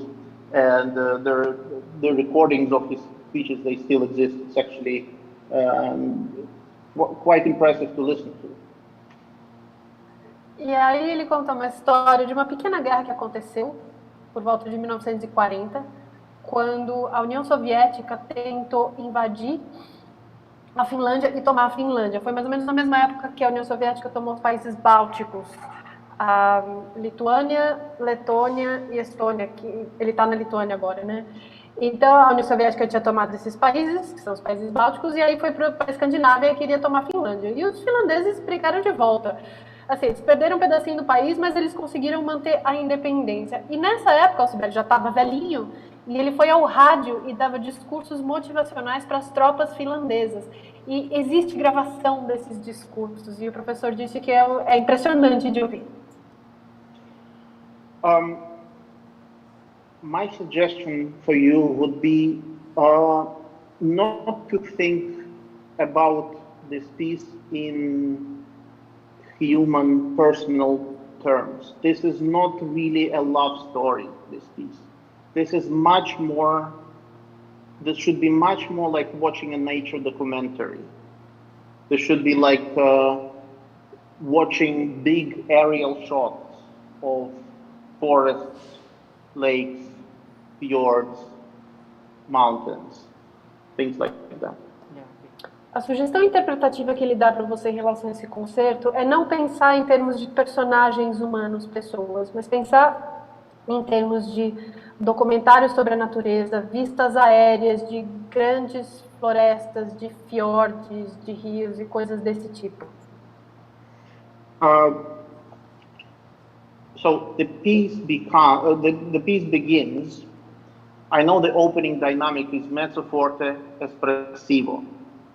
And I know that we as players, we see the Italian word espressivo, and we immediately think Italian, We think, but there are different, to say expressive, the word express, what does it mean? It can mean so many different things. It does not necessarily have to, again, to be a love letter to someone.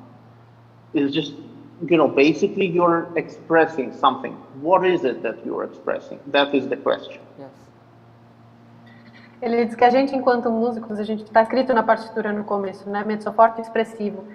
E a gente tende a olhar para essas palavras italianas e pensar em italiano, né?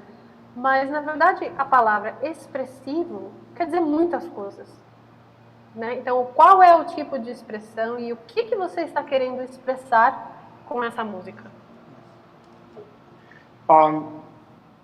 Do you remember which instrument plays the theme after you?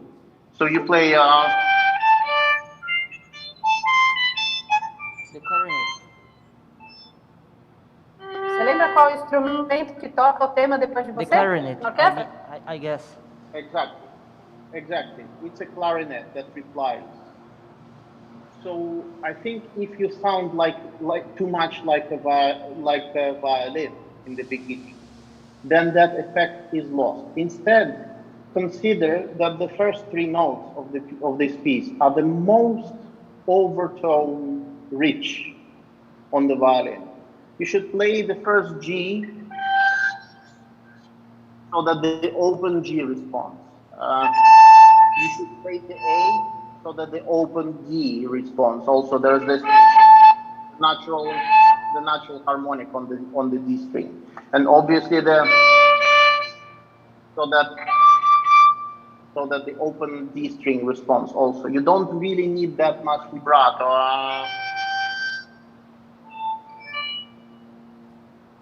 It's almost like a formula. These three notes.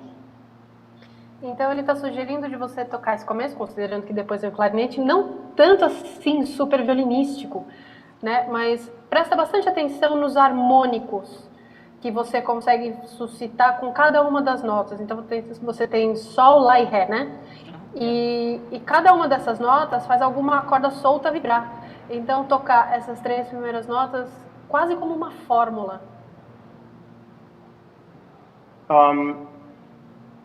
So it begins with these three notes, and then the phrases. Notice how the phrases get progressively longer. So two very short phrases, then much longer.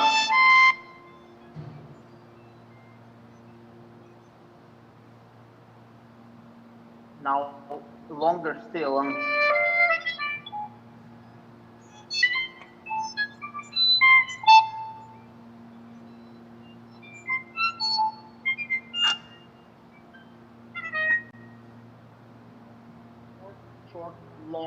Longest. Então aí ele falou estruturalmente da progressão do tamanho das frases. Então você tem primeiro uma frase curta de 2 componentes, depois uma frase um pouquinho mais comprida também de 2 componentes, depois uma frase longa e depois uma mais longa ainda. I appreciate. Sorry, I will have to change. I will have to change the earphones again because these are very long. They don't last very long. These are very old, so they don't last very long. You need to. Sorry, I lost my train of thought, but I'll get there. Phrases? Yeah. So I was going to say that I appreciate that you are doing the right rhythm in the section.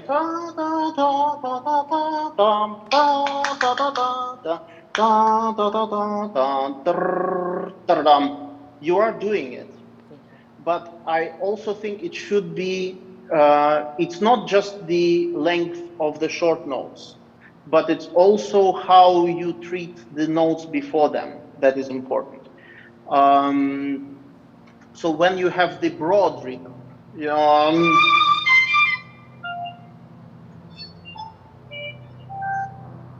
I think these two should be very almost like one note.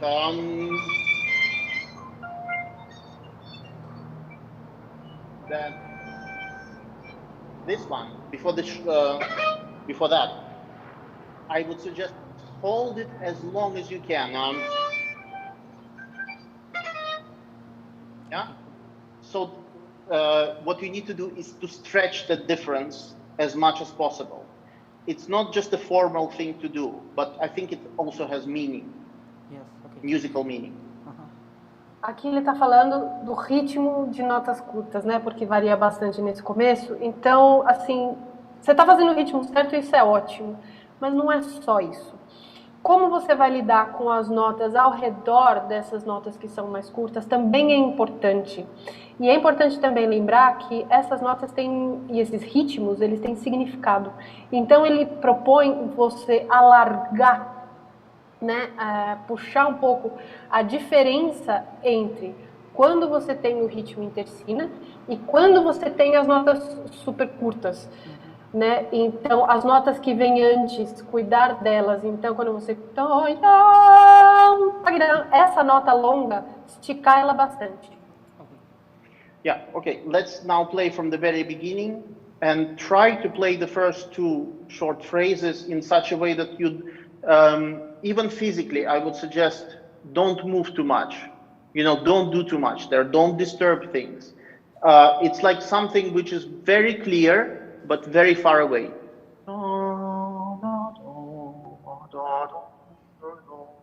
Then it gets a little bit closer before moving away again.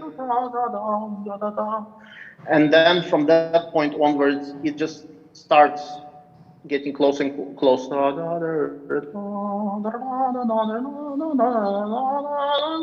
and then it's just one slow movement forward all the time. Okay. But don't do it too soon. Don't do it in the first two phrases. E aí ele tá pedindo para você tocar do começo de novo, e principalmente nas duas primeiras frases, que são as frases curtinhas, para mesmo fisicamente não fazer muita coisa. É uma imagem muito clara, mas muito distante. Talvez chegue um pouquinho mais perto, mas não muito. Mantenha essa distância. Só a partir da terceira frase é que essa imagem vai começar a chegar cada vez mais perto. Então não desperdiça já essa proximidade logo nas duas primeiras frases. Mantenha elas longe de você e mesmo fisicamente. Tá longe. Okay.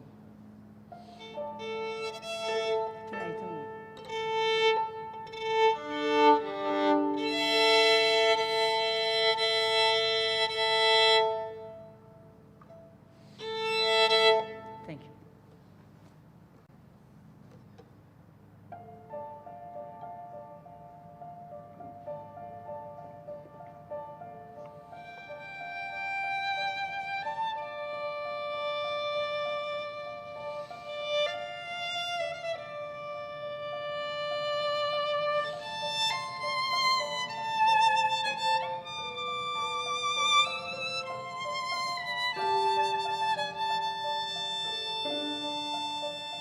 Sorry to stop.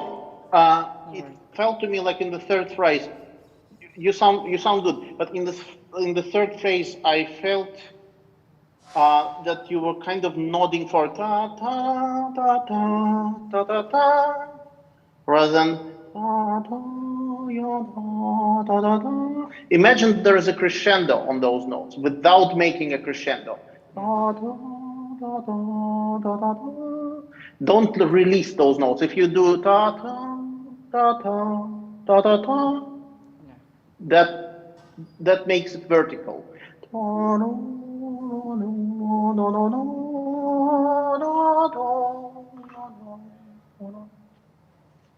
Foi bom, mas ele sentiu que na terceira frase você estava, tipo, sabe, marcando com a cabeça cada tempo.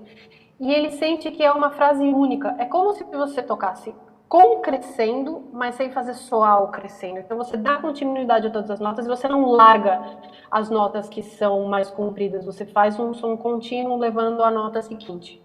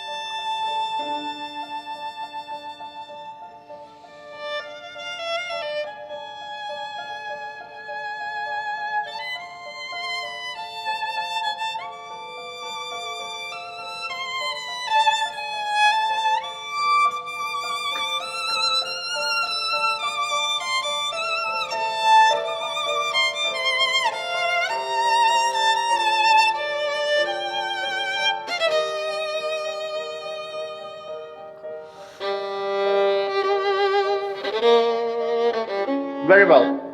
Now, without looking in the music, please. Okay. Tell me, what does he write in the next phrase? Sorry, I don't remember. Okay. He writes poco forte. Yeah. Okay. What is poco forte? How do you understand the phrase poco forte? I don't know, less than the before. Well, it's a forte, but not a full forte. Yeah, okay. Right. So think about it this thing. It's a poco forte is a forte with poco bow, basically. Okay. Understood. Don't use everything that you have. Don't use the full bow. Okay. It feels to me like you're using the full bow, and it sounds full. Okay. I think it's much more like a threat. This plays like something is going to happen, but when you're playing, it's like something is happening. There's a difference. Okay.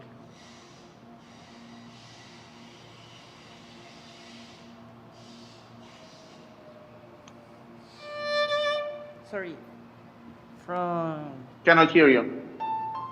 Oh, desculpa, o microfone estava ligado. Então ele disse que na passagem seguinte está escrito pouco forte. O que seria pouco forte? Um forte com pouco arco. Ele sente que você já está usando o arco inteiro logo de cara. E esse pedaço, na verdade, ele soa mais como uma ameaça, algo do tipo, algo está para acontecer. Só que do jeito que você está tocando com o arco inteiro, está soando, algo está acontecendo. Então é um forte, mas não no pleno. So try being very intense, but not with everything.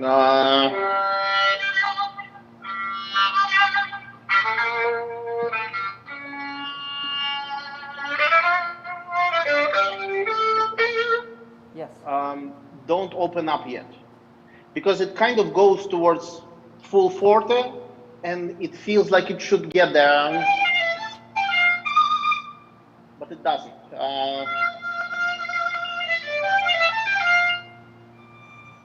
It breaks down. So it's this poco forte is a journey towards a full forte, and it never gets there. Okay. Então, para prestar atenção que esse pouco forte é uma jornada ao forte inteiro, mas nunca chega lá. From there,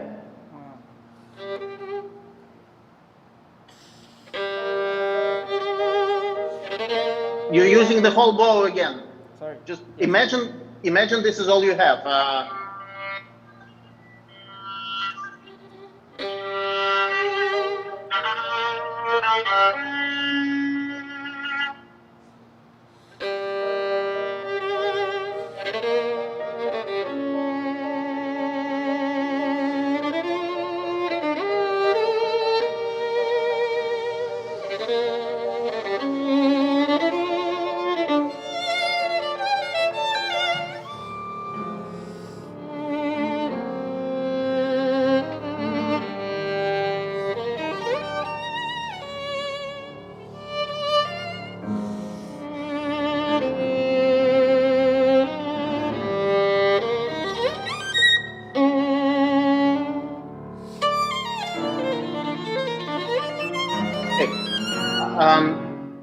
I feel that sometimes where he writes sforzando, you play an accent. Yes. Okay. These are different things. Sforzando is not really about biting the note. It's not ta. It's much of a. It's more like a sigh, Yeah. if you know what I mean. Yes. Yes. Taram, taram. It's not necessarily about the beginning of the note. Yeah. Okay. Então, tem que tomar cuidado com a diferença entre acento e esforçando. Né? O acento é mais morder a corda, né? Salientar o começo da nota, e o esforçando é mais como um suspiro. Can I From play from?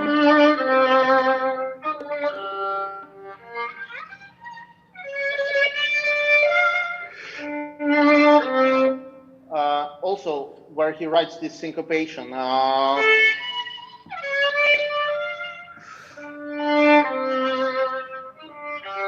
I think he deliberately writes it in an unclear place. It's not on the beat. Yeah. So don't be very clear where the note starts.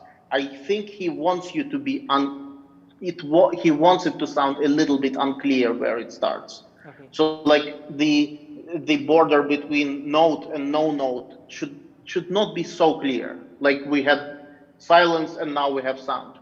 Okay. It should kind of come from nowhere, that note. Okay. E essa nota de síncopa, ele acha que o compositor escreveu deliberadamente num lugar estranho para parecer que estava fora mesmo. Então, quando você começar essa nota, não começa ela de uma forma tão clara assim, como se ela viesse do nada. Sorry? From the subito piano. Okay. Yeah?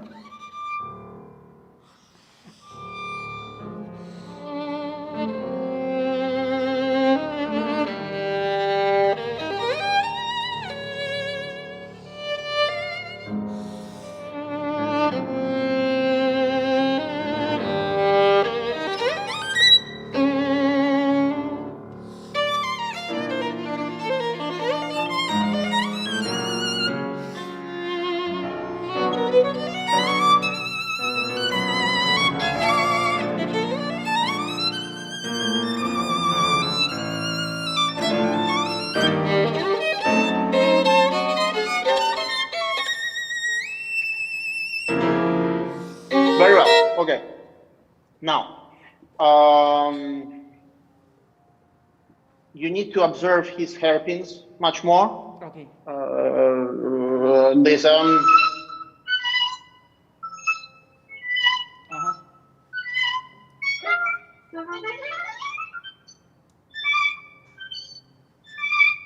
you need to release the notes much more and then play the short note very clear. Okay. Okay. Então, prestar atenção às marcações de crescendo e diminuindo que ele coloca, soltar as notas, quando está escrito para fazer as coisas dinâmicas, e fazer as notas curtas bem mais claras. Now, the next thing, once you get here, there's a lot of notes, but it's actually a very simple line.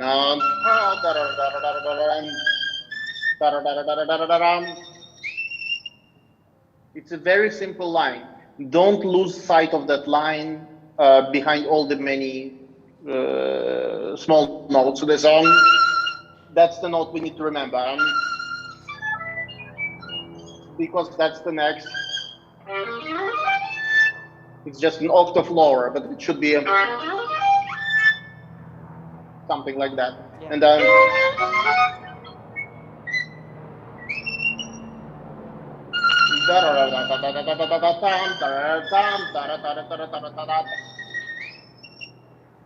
Yes. Okay. Então, quando again, você it's chegar like nesse...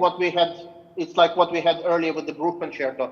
It's easy to lose sight of the simple line because of the small notes. Yes. Okay. Understood. Então, ele disse que nesse próximo trecho é bom também, assim como no concerto de Max Bruch, não perder de vista a linha melódica simples que está por trás da passagem. Mesmo com esse mundo de nota acontecendo, é importante saber qual que é a linha melódica principal e não perder ela de vista. Can we go from...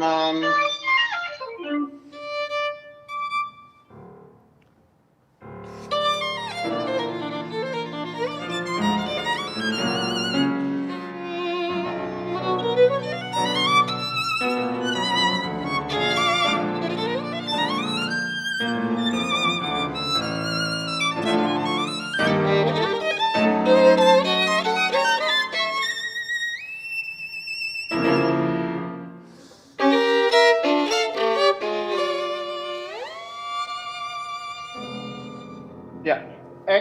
Also, be very clear with the hairpins here. Then quarter. So broken, broken, broken together. You know. Yeah. Yes. Yes. If possible, 3 notes together in that chord. Pa yam, pa yam, pa yam, pa yam. E aí ele está sugerindo nesse pedaço que tem esses acordes, Primeira coisa, de prestar bastante atenção nessa sequência de crescendos e de marcações de dinâmicas que tem aí. E depois ele sugere de quebrar 2 e 2 cordas, menos na última. Na última são as 3 juntas.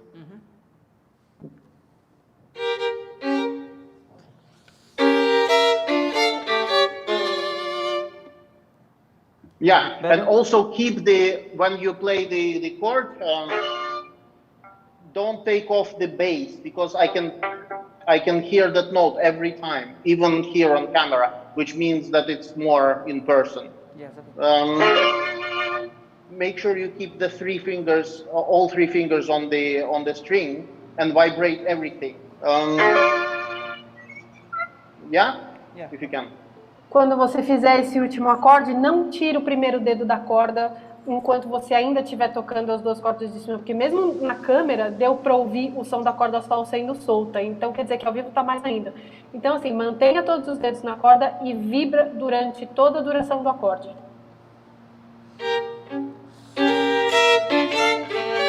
Sorry.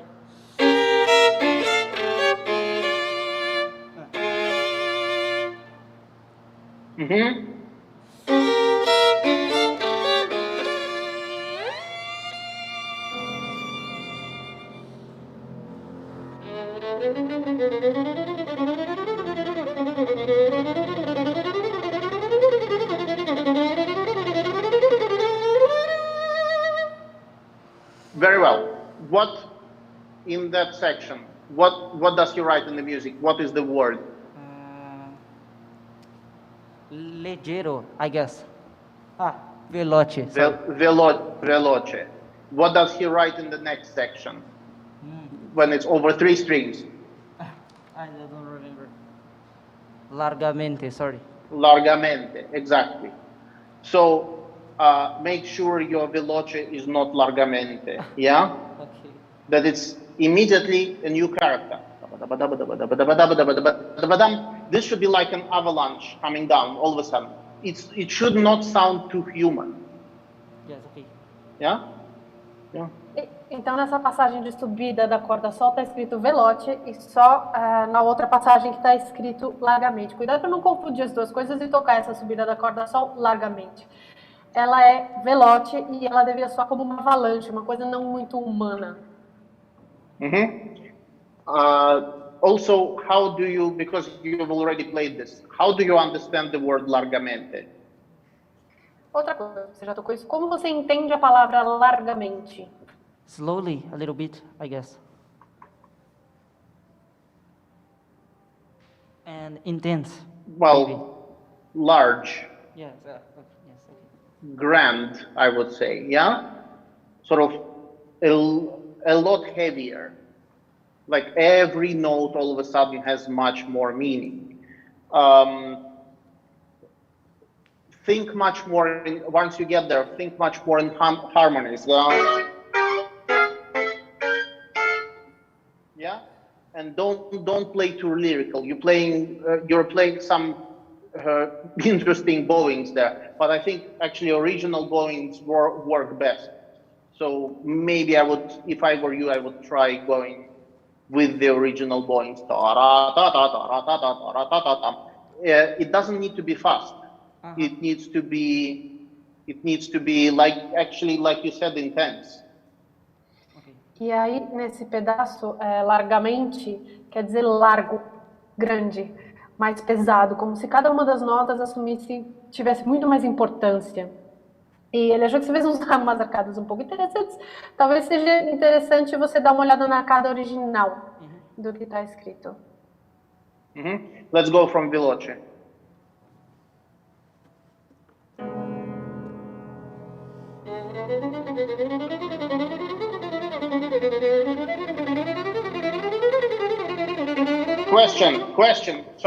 Question.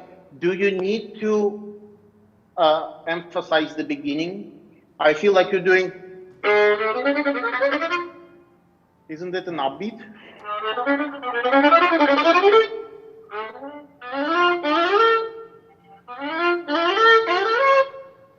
Yes, okay. Você precisa enfatizar a primeira nota? Será que não é anacruse? Da-da-dum, da-da-dum, da-da-da-ba-dum. Keep it simple. Yes, okay.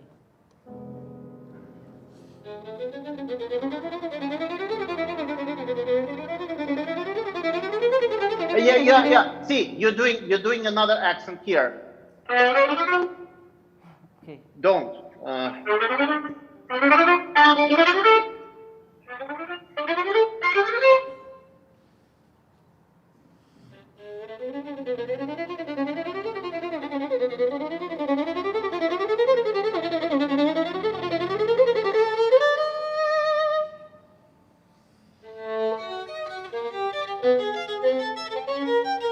Yeah.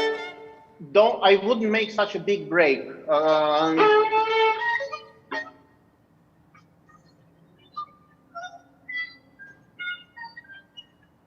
It continues, doesn't it? Uh-huh. Yeah. Yes. Don't stop.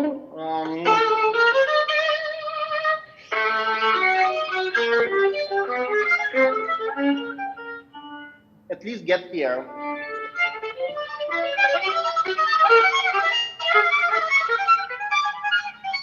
Okay. Então, ele não considera que existe uma divisão tão grande assim entre a subida na corda sol e o que vem depois. É uma linha que continua, você tem que chegar pelo menos até aquele ponto na corda lá que ele mostrou e é dali fazer outra coisa. Sorry.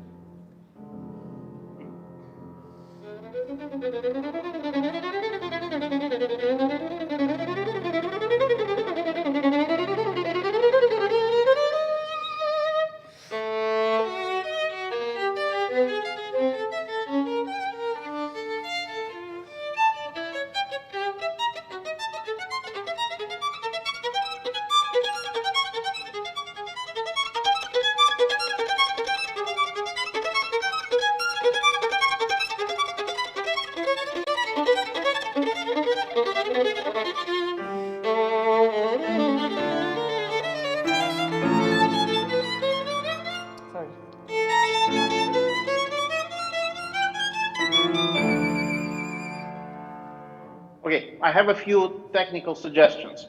First of all, it feels to me like you are using coordination a lot, rather than just playing it. Your left hand is kind of going together with the bow, which is not good. Your bow arm should feel as if it's playing on open strings all the time. Então, algumas sugestões técnicas. Primeiro, ele acha que está trabalhando muito coordenado, que a mão direita e a mão esquerda estão fazendo as coisas ao mesmo tempo. Isso não é muito bom. É importante que o arco sinta sempre como se ele estivesse tocando em corda solta. So, when you're going with the harmonies, picture the next chord, drop it on the string, then play it. Because if you feel that you're playing the chord and you're doing something with your left hand simultaneously, like you're changing the position of something, that means you're doing it wrong. Your left hand, once it goes onto a chord, it should stay in place and it should not be affected by what your bow does. I have a question about that. Yeah. What about fingers that are very thin? Does it apply the same? Is it the same principle? Well, you mean about the fifths? Especially. Yeah. Well, the fifth one has to play the fifth very flat, like that. Yeah.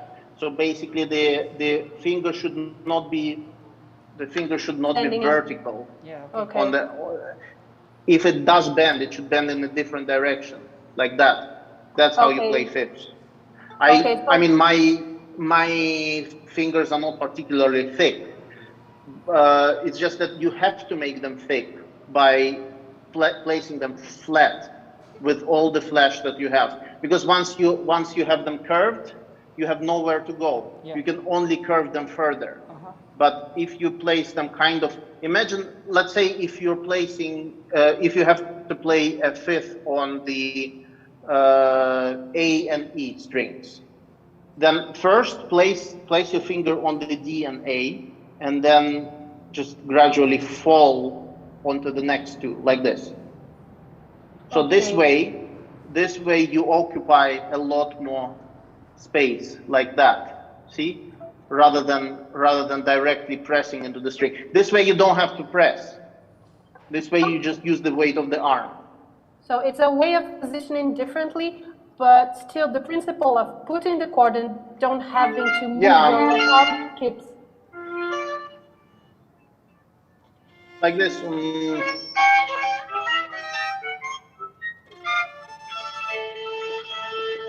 See, it's like that rather than like this. Yes. It's not like Okay. this. It's like that. This way you're occupying much more. Your finger actually becomes thicker this way. Yes. Então ele estava dizendo para o Guilherme é o seguinte: nesse pedaço que tem os acordes, é importante que a forma de mão esquerda esteja montada no acorde antes do arco ir para essas cordas. Então o jeito de estudar é: toca um acorde, imagina o próximo acorde, imagina como é que ele vai estar montado na corda fisicamente, monta, deixa lá do jeito certo e aí toca o acorde seguinte e assim por diante. Se no meio do acorde você precisar mover o braço esquerdo ou mover a mão para ajustar naquele momento alguma nota dentro do acorde, significa que a montagem de acorde que você fez não está boa. E aí eu perguntei se o mesmo vale para quem tem dedos finos, e ele disse que sim. No fim das contas, essa demonstração que ele fez aqui na tela é: quem tem dedos mais finos, especialmente para fazer quintas, é bom deitar os dedos um pouco na corda. Então, por exemplo, se você tem que fazer uma quinta nas cordas Lá e Mi, coloca o dedo de pé entre as cordas Ré e Lá, e aos poucos vai deitando o dedo em direção às cordas Lá e Mi. Então, assim, o posicionamento dos dedos muda, mas o fato de que você botou o acorde Lá e não precisa mais mexer a mão para tocá-lo, vale o mesmo para quem tem dedos mais gordos e para quem tem dedos mais finos. Yeah, so basically your left hand should move in chords all the time.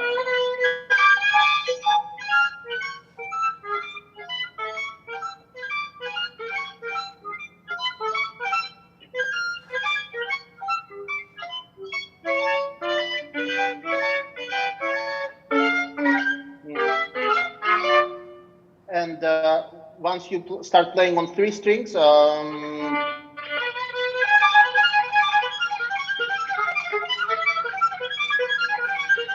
nothing changes in the left hand.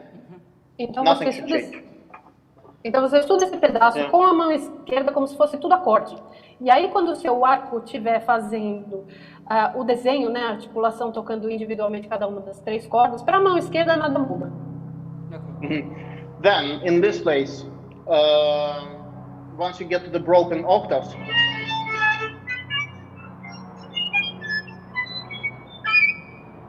I would suggest don't try to play too compact, because it starts sounding like a virtuoso piece all of a sudden, and it becomes something else. So I think just use the whole bow all the time.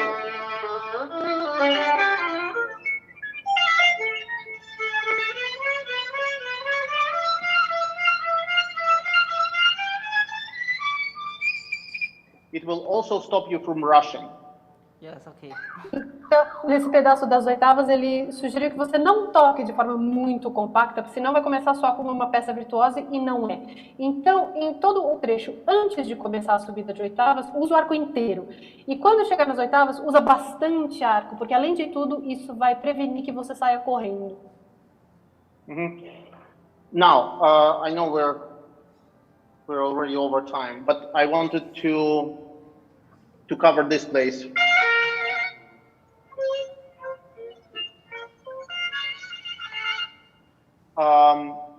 My suggestion would be for you to practice it in such a way that the changes in the lower voice happen with the top note of the thrill, not the bottom note of the thrill. Okay. What I mean is this. Very slowly.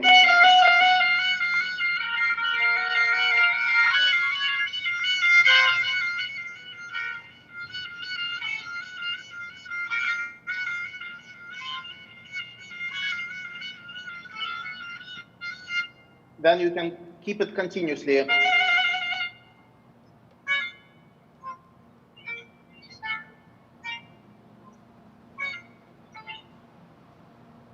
You understand? Yeah? Yes. O que yes. ele está sugerindo nesse pedaço de trinado é você estudar de forma que todas as mudanças de nota que acontecem na corda de baixo acontecem junto com a nota de cima do trinado. Foi isso que ele mostrou estudando lento. Yeah, so just practice it very slowly and increase the speed, and then it should sound polyphonic when you play. E aí, assim, estudar bem devagar e apressando aos poucos, e o intuito de fazer isso e de estudar desse jeito é que não soe separação, que soe uma linha contínua em todo esse pedaço bem treinado. Okay. A few small things in the cadenza. Make sure we have the difference in rhythm here. That's long. That's short. That's short. So 2, 3, 4. Yeah, so just play the right rhythm. Okay. Very important. Muito importante tocar os ritmos corretos na cadência. Yeah, this material.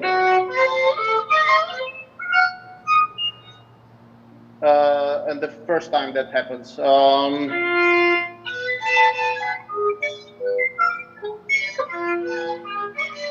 I would much suggest keeping the first 2 fingers on the string all the time and play the upper voice with 4-3 rather than with 3-2, which is what you're doing.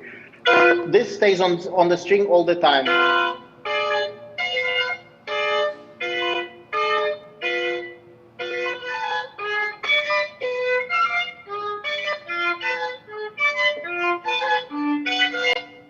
It's much more of a system because I can hear you lifting your second finger and putting it there. Okay. It's just the bottom line, I think, suffers from this fingering, which you're doing. Então, nesse trecho, ele está sugerindo de fazer o seguinte dedilhado. Manter primeiro e segundo dedo sempre nas notas, e as notas de cima, em vez de usar segundo e terceiro dedo, como ele viu que você está fazendo, usar terceiro e quarto. Fica um sistema de dedilhado mais homogêneo, e o que acontece quando você tira o segundo dedo da corda ré para botar na corda lá? Dá para ouvir, e essa nota de baixo acaba sofrendo. And the last thing, what does he write without looking in the music here? Sorry, I don't remember. Molto moderato. Yes. That's a very particular character, I think. When you played, it felt to me like you moved the tempo forward there. If anything, it should be the opposite. We've had this big ta, then you need to take an emotional step back.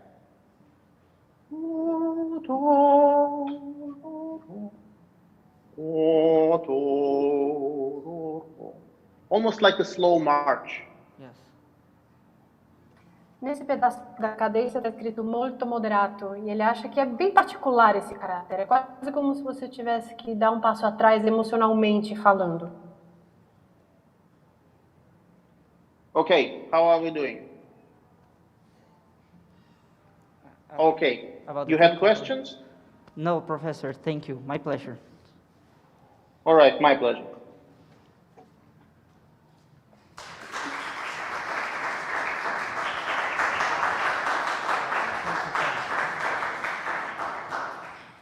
Boris, thank you so much for spending your time during your holidays there.